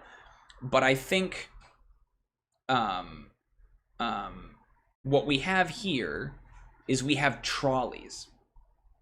So a couple of generations ago, or like one of the first kings of Coom, sovereigns. I want to say kings or queens of Coom because it's very like alliterative, but sovereign is the term.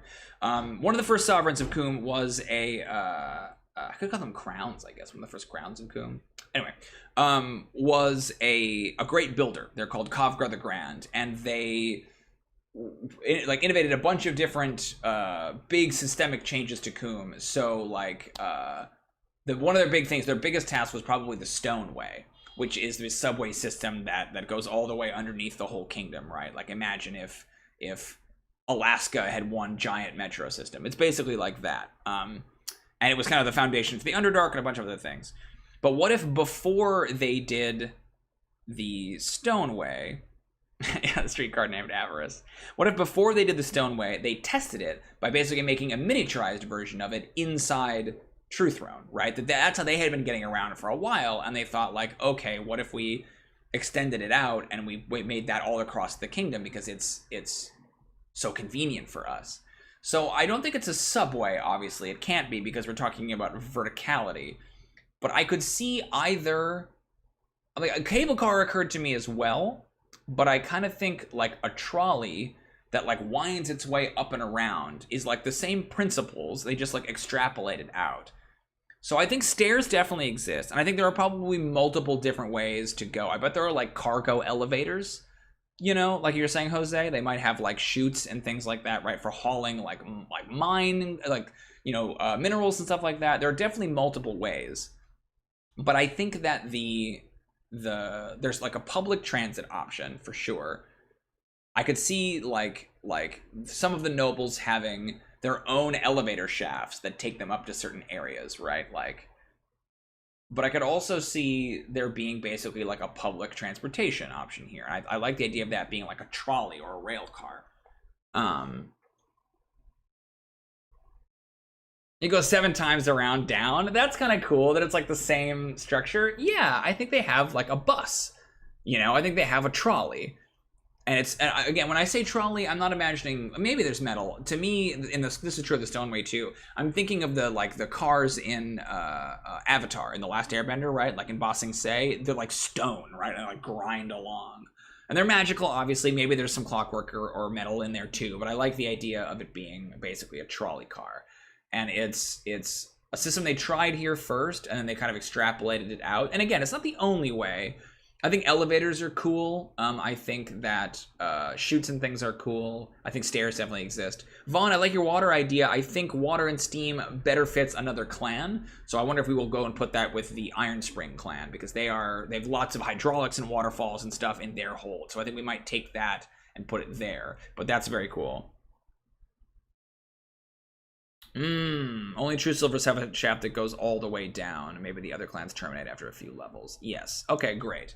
So, and I bet you have to have like some kind of a badge or something like that to get deeper than the first level, right? Like, yes, you have your voucher, but you need proof or identification to go deeper than that. I mean, maybe even the trolley doesn't go out of the guest city. It's just to navigate around inside the city itself. Yeah, I think the trolley is wholly internal, because I think you get a funny idea that like when Kavgra comes out with this plan, they're like, oh yeah, this is what we've been doing for years. And all the other dwarves are like, what? You've had this technology and you never told us about it, right? Yeah, okay, so let me make a separate thing about transportation.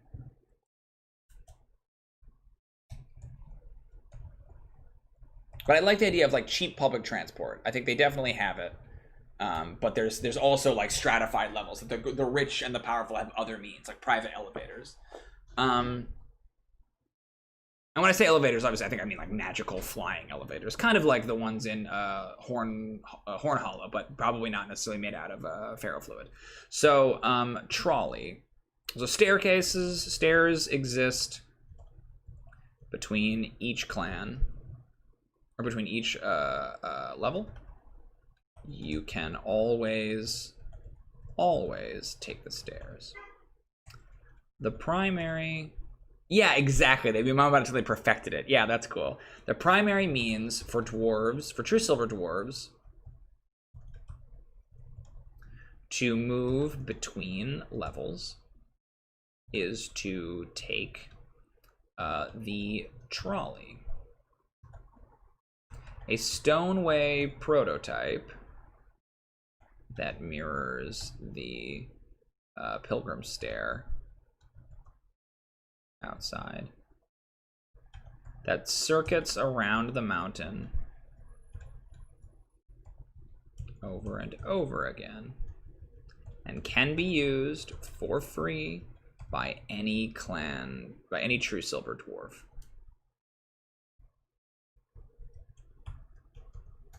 In addition, elevators, or magical elevators, are common, or are sprinkled. Magical elevators are sprinkled here and there for various functions, usually reserved for the wealthy and powerful. So I think that in the guest city, I think that there are, each one of the clans, each one of the elder clans has an elevator that takes them down to the administrative level. And I also think that there is a public elevator, but it is guarded. So like you can, if you have a writ or you have passage or the king requests you, you can take that. Maybe it's inside the gatehouse or something that descends down. But there is no obvious means from the guest city lower down, right? Like, oh, that's cool. With weight vests. I don't know how to fly. I think they're probably just elevators. It's a cool idea. Maybe they use heat or something like that to raise and lower them rather than them being magical. Okay, that's all cool. So, inhabitants, we talked about that this is all in the past. So we have about a half an hour What I would love to do real quick, because I think we have a pretty good grasp on the guest city, at least its history. This is all very messy, and I'll clean it up before next time. Two-factor authenticity. True silvers both have a token with the clan heraldry on it and something else for the secure levels. Yeah, I think it's like clearance, right? Like, for the most part, I think that there's like, these are the levels that you're permitted to go to, right? I wonder if there's like a middle level is like a bastion level, right? Like in the middle of the fortress where the common people flee to. But yeah, I think that like most true silvers have clearance like up to level 5 or something like that, right? And because there's the foundries and the forge and the populace, right? All that kind of stuff. But I think that there are certainly like other forms of identification and authorization that you need to get into lower, deeper levels. Yes, that's definitely true, Vaughn. So what I would love to do is talk a little bit about what has happened in the guest city in the meantime. Like what will the party encounter when they come there, right? Like when they first arrive there, what's there? What kind of challenges will they face? You know, this may be something that we need to think about the broader history of like the fall of Truethrone. I could see that honestly being its own. Yeah, I think that's its own whole stream where we break down the 500-year history and we talk about what happened in this 100 years and this 100 years and this 100 years, right? Like we cover that period and then that we can use to inform what's inside Truethrone. So I kind of wonder if maybe we spend this next half an hour either working on the administrative level or further fleshing out the guest city and then going from there. What do you guys think? The Bastion could be the old fort, yeah.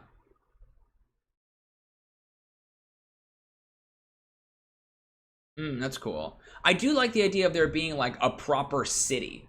You know what I'm saying? That like, where there are like tall buildings and things like that, that like the center of the mountain is like hollowed out and there is like an actual city of some kind. Like it'd be cool to do a dwarven version of it where it's like upside down or strangely built.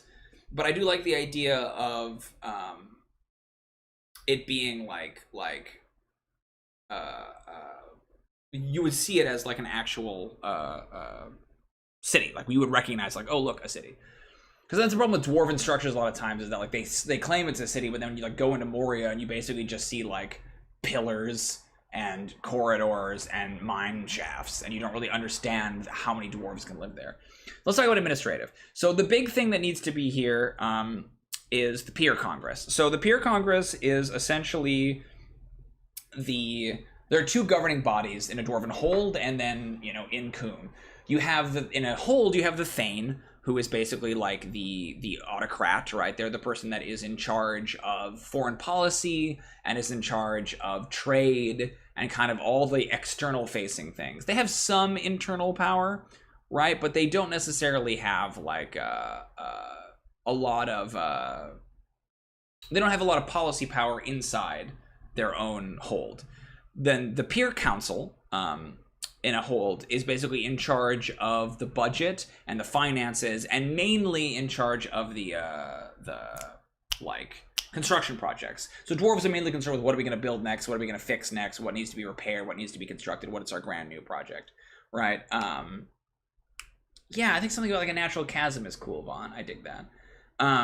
So the Peer Congress then, like the Thane will propose something, and the Peer Council will then come back and say, okay, well, we only have this amount of granite, so we can't really afford to build a bridge. Maybe we could build a statue or something like that, right?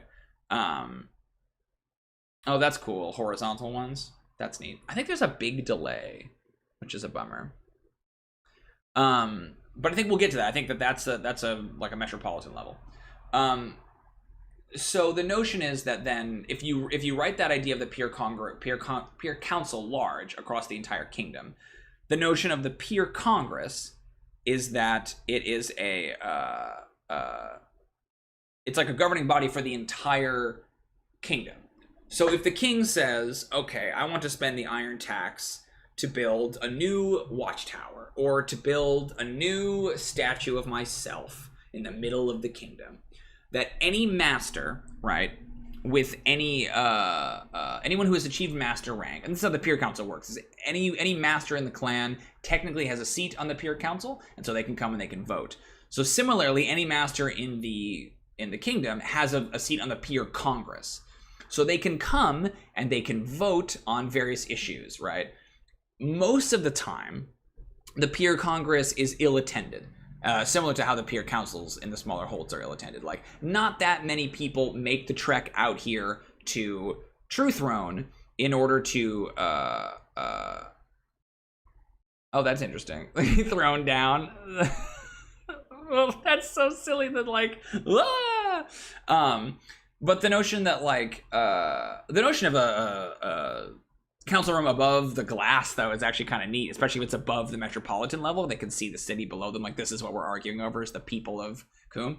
Anyway, so the point being that, like, the notion with the Congress is that any master can come and they can vote on it, but most of them can't be bothered. They would rather be at home working or doing on their small things. Like, imagine if every single, you know, like college-educated person in the world could go to the House of Representatives and vote, right? How many of them actually would? How many of them would bother to go there? They can do it. And I think what the Elder Clans do is that they keep a small percentage of their masters living in Truethrone, presumably in the guest city. So that way, if the king suddenly says, I've decided to tax Clan Cloudpeak twice as much as any other clan, they have a controlling interest of votes to prevent the king from doing that, right? So the main building then in the administrative level, the main function of it is basically to provide access for the masters to come down to the peer congress and vote, right, and do all of that stuff. So I think that, like, the primary feature here has got to be this huge kind of Senate House style chamber. I actually really dig the idea, Jose, of a massive crystal floor. Although this would be under locations, the peer congress.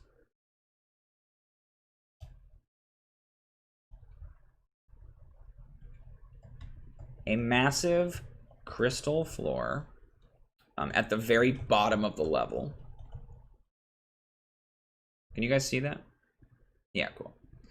Of the level that looks down onto the city below, which would mean that level 3 then is the metropolitan level.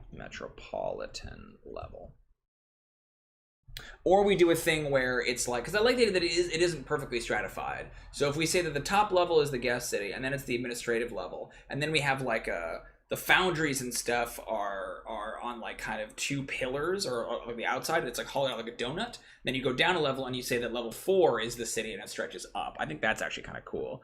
So maybe we say this one is like the foundries, the smithies, whatever, and then like the manufacturing level, essentially. And these can all move.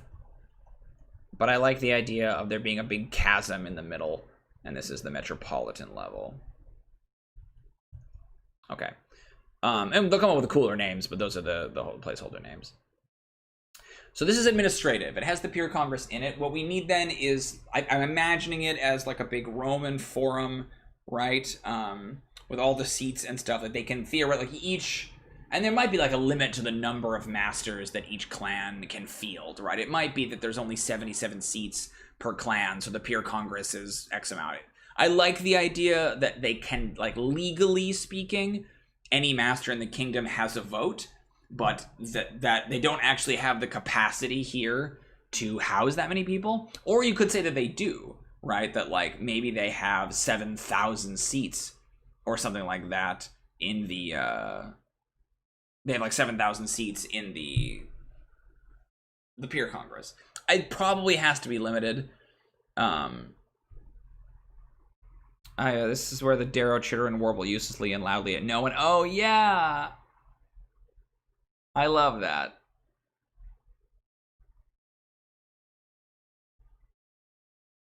Yeah, that's cool, Alan. That, like, they hold like a weird mock congress here. Yeah, that's neat. Darrow. Yeah, post Sorrows. A strange Darrow Congress here, where they chitter and warble over each other. I think it's got to be more than 343. I think they like each clan has 77 masters or something, because they each only have 7. That's not very many. I like the idea of them packing the courts. I you know what? I think it's any master. I think any master who wants to go to the meeting can. And so I think a large amount of the time that gives True Silver an enormous advantage because all the people are already there. So the Peer Congress technically represents the entire kingdom, but it is a huge pain in the ass for anyone to really oppose them, because they can just basically pack the court.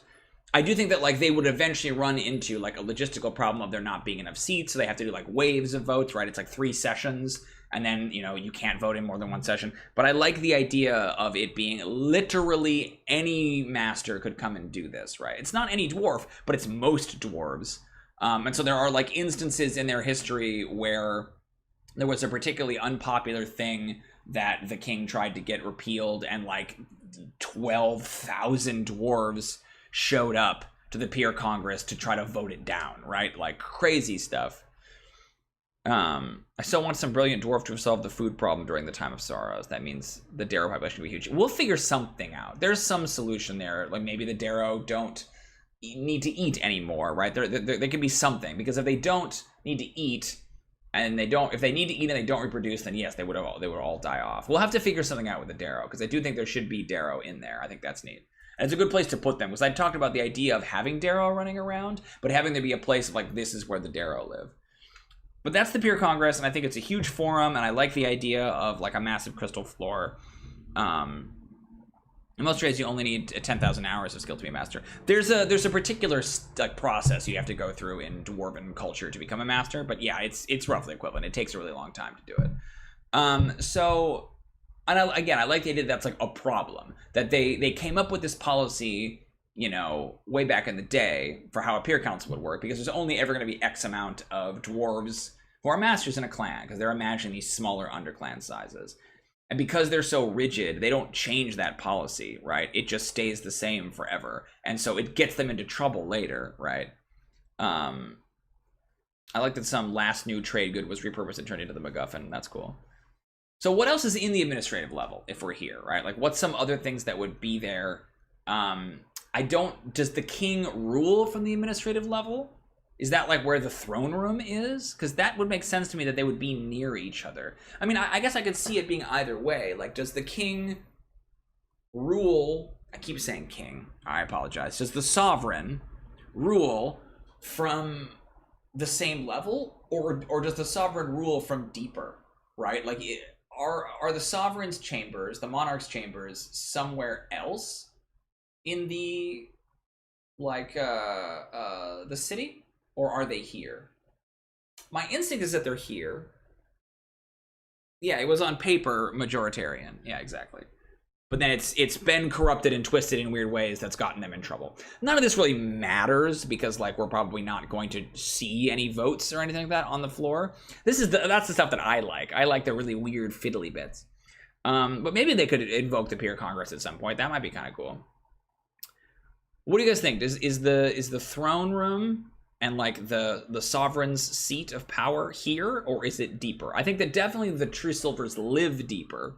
Like the royal family lives deeper. I think they have their own level. Maybe it's the secret level, maybe it's the bunker. I'm not sure. But I'm trying to decide, because it makes sense to me that it would be here. But I also kind of think there's something interesting about like the gulf of distance between the two places.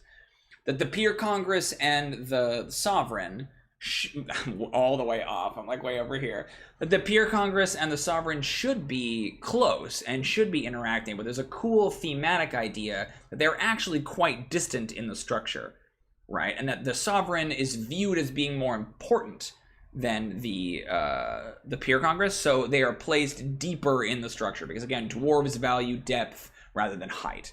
I kind of think that it should be deeper. Yeah, I think royalty rules from the deepest level. Records, courts, lawyers. Yeah, records, definitely. I think there would be like an embassy of the sovereign in it, but the throne is deep. I could see a seat of power. Yeah. Does this... Okay, so the Septagon meets here, right? The Septagon is his...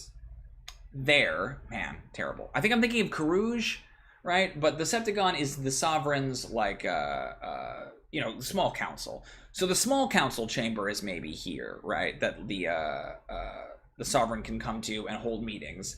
But the throne, like, if you want to go before the sovereign, if you want to go before the queen and you want to ask her something, you have to go deep, deep, deep, deep, deep, right? I don't know that it's actually the deepest layer. I think that they're, like...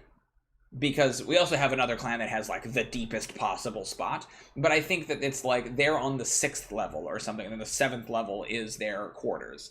So the most secret place is, like, where the sovereign lays their head, right? That's the really, like... And it's the smallest geographically, right? And it's basically, like, the royal apartments. And it's almost like a small city unto itself. But only the royal family are permitted down there. There aren't even, like, cooks or anything like that, right?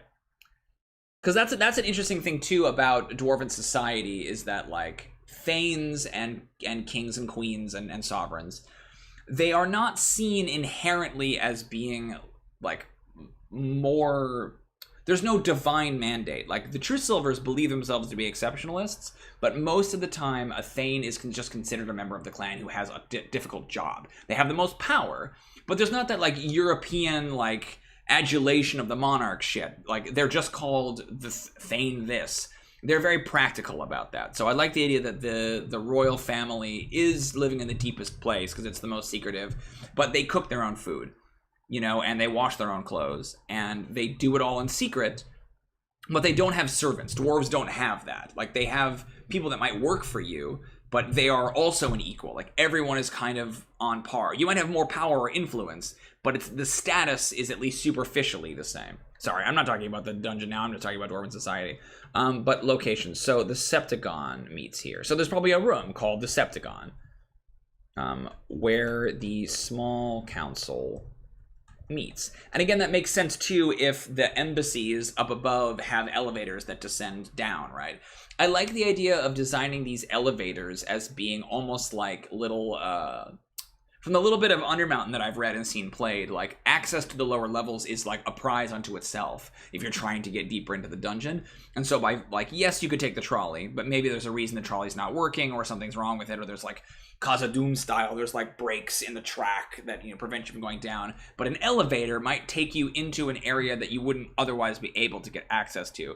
Especially, like, I could see there being hidden elevators. Like, I could see there being alleys in some of the streets, maybe even in the guest city, that if you stand on a particular spot and say the thing or jump, then it creates an elevator, right? Like, there are hidden elevators in places too. Escape hatches and that kind of thing.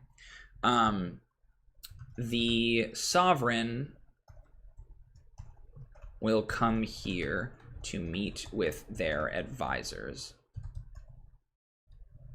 but they do not have the throne here. Okay.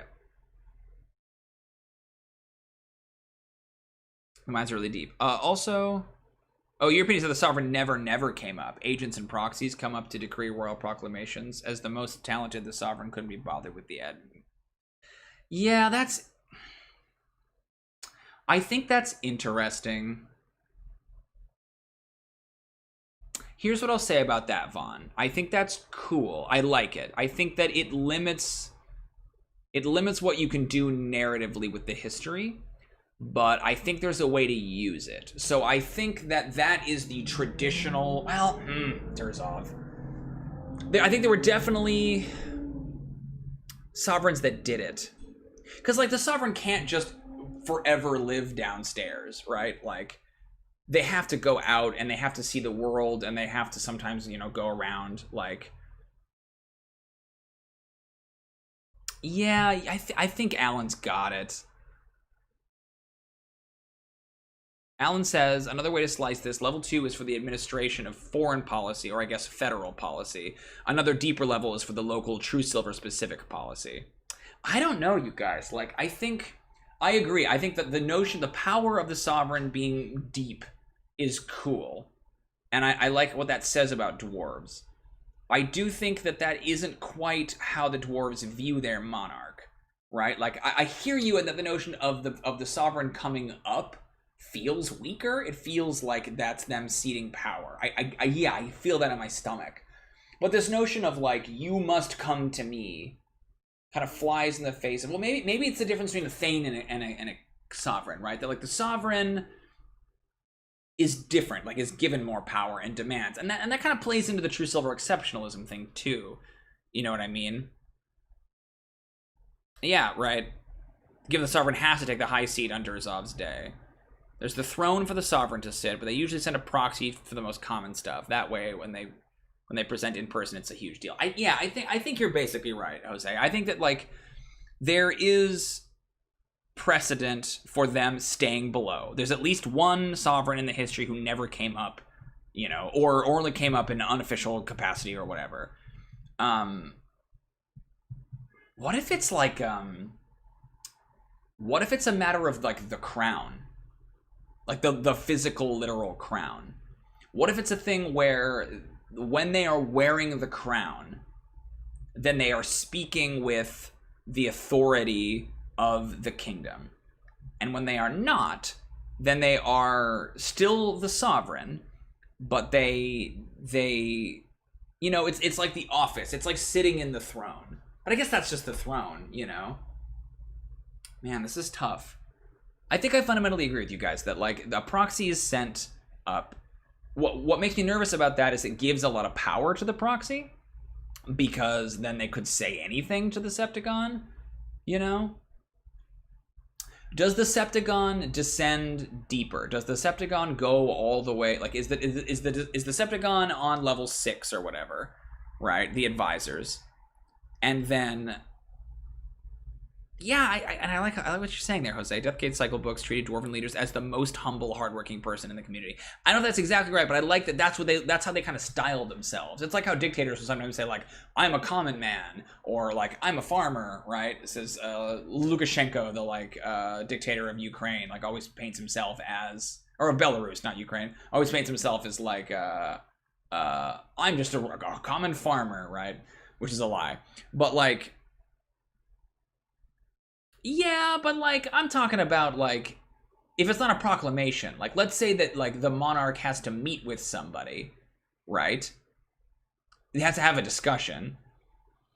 Do you invite the Septagon all the way down to level 6? I mean, I think that's what it is. Yeah, I think it's that the Septagon can't meet here. The Septagon has to meet lower.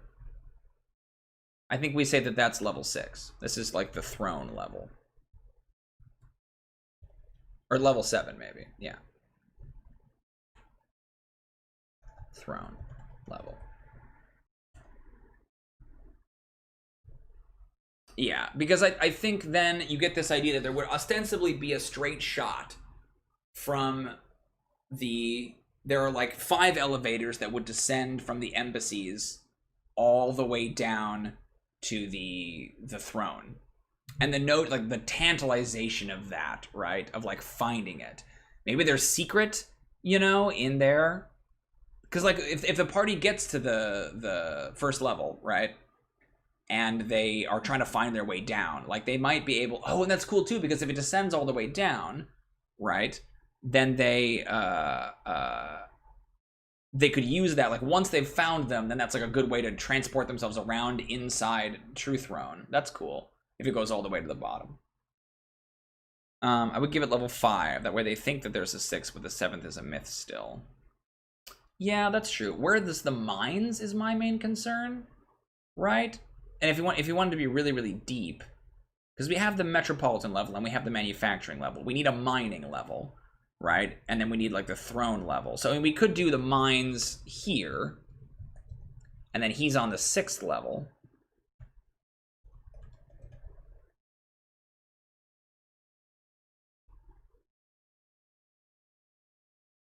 Yeah, I think, Vaughn, I think you've got it. I think it's something like that, right? That, like... Yeah, and the notion there is that, like, so there are discussions here, yeah. Sorry, guys, I'm just trying to figure it out. What's so funny, too, is that, like, this doesn't matter, ostensibly, because, like, this is a dungeon, you know? Like, I want to know. I need to know, right? Level 4 is where local dwarves levels 5 and 7 are sovereign adjacent. But yeah, where's the mine, right? Like, the mine's got to be here, too. So 4 is where they live. I like that. 5 to 7 are sovereign adjacent. So I think 5 is the mine. I think 6 is the throne. 7 is the secret one. Are we missing one? I guess there's the temple, right? Oh, the bunker. We're missing the bunker. Crap. Do we do this? Do we do throne? I think throne is 7, and I think we say that there's like a secret 8th level, right? And I think we do bunker, like bastion. It definitely does. Yeah, this is all good information. It's definitely good. I feel silly sometimes. Talking about like the logistics of you know, what the how did the monarchy work? You guys are totally right. It's good to do, but I always feel like, how are we going too deep in this? Or any of the players gonna care? Oh, you think the bunker and where they live are the same? See, because I feel like it's different. Because I think where they live is a city. I think it's like that's the big chasm, you know? And I feel like you can't seal that because it's so massive. We can also kill the bunker. Like, I think if they had a bunker...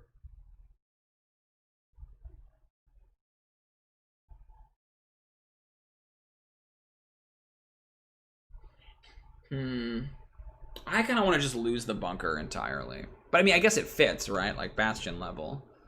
The numbers work. So if it's like foreign, administrative, manufacturing, metropolitan, bastion, mines, throne. I feel like manufacturing and mines should be closer together, right? That like... Because the idea was that it's you know, level 1. I want to make sure you guys can see what I'm doing. So like level 1, let me go right there. Level 1, and then level 2, right? And then it's like level 3 is here, level 3, and then level 4 ostensibly is the city right there, and then level 5 would be the bastion underneath. But there's no, how do the mines access? Maybe should the mines be there and then it's the bastion? Is the bastion under the throne? Is there a bastion? Because they have Stone Sister, right? Like they have an external fortress. So do they really need another internal bastion? I mean, they're dwarves, so maybe they do. Bunker definitely implies military force. Well, the bastion is the old city. The big city grew around it. Ooh, that's kind of cool. Yeah, that there's like lower levels underneath the metropolitan thing. The mine level changes over time. Each level once was a mine level. Yeah, that's not bad either. These are all these good ideas. I'm trying to make them all work together. Okay. So I think this is what I want to do. I think I want to say, is the deepest level a mine or is the deepest level the throne? Because I've heard both from the chat at this point.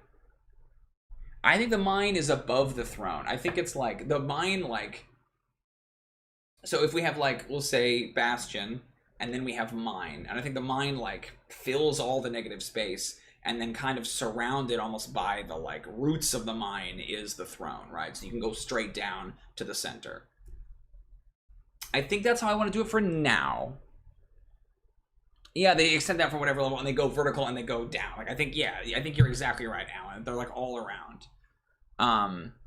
I think we're gonna leave this as it is because it's 8 o'clock. It's publicly known. It's assumed the mine is deepest. That's true. Oh, let's go back up. There you go. The throne level is a secret. But if that's where the sovereign rules from, it can't be a secret, right? It's got to be known. We can also do an 8th level, right? I'm totally cool with that. There being a secret 8th level. Okay, it's 8 o'clock. We're gonna have to call it. Oh, but we've done some really, really, really great stuff tonight. We have figured out that, like, the big one to me was the notion that they're all still inside, and so then it's just breaking down the levels into what they do. I think that this list for now is good. I think that, like, we can always reposition them, right? I can see the mines being level 3. Yeah, the mines are wide. Yeah, right. They go way out, and they fill these other mountains and stuff. I can see mines being level 3 with where they go out into the mountain and surround, as to say the city is not so close to the edge of the mountain. Yeah, I think so. I think the mountain, like, you know, it's like 1, 2, 3, 4, 5, 6, 7, right? They can stretch way out and dig because they're looking for more stuff, right? That totally makes sense to me. And I think it's cool if it's not just like stacks of bricks like Jenga. If it's, you know, could we have the one like the chasm and then the mines big underneath that. Mounted into pillars surrounded by the mines. Like, they mined around the throne, and now it's like a... Ooh, that's actually pretty cool. Yeah.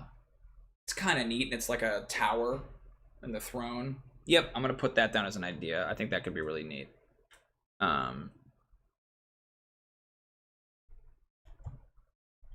Quote, make the throne room mounted on a pillar surrounded by the mines. Like, they mined around the throne, but now it's like a mini tower inside the mountain. I like that then it becomes like it's a vertical thing, right? Like, it goes up. Now all of a sudden you've been going down and down and down and down, and now you have to like come up this thing. We've done great work on this. What this has shown me, though, is how much more work there is to do. So I anticipate we will be coming back and back and back to this topic. We will probably, I might do like an alternating thing. I don't want to do this every single week. I think it would get tiresome. But I want to keep hitting this one because I think this one is going to be really important and it's going to give us a lot of information. I almost feel like you could run an entire campaign inside Truethrone on its own at this point. Oh, I got that focus problem. Ooh.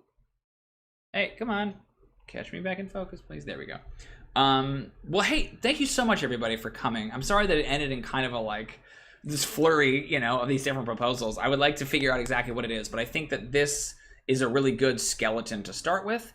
And then I think we can refine it and move it around as we go. I'm really happy with the guest city.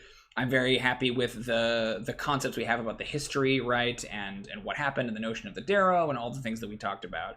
I think this is going to be one of the coolest parts of the campaign. Even already it is, and I think there's a lot of promise to it yet. So we will be back next Sunday with another stream. I haven't actually settled on the topic yet because I might run another poll this week, and we'll see what comes up.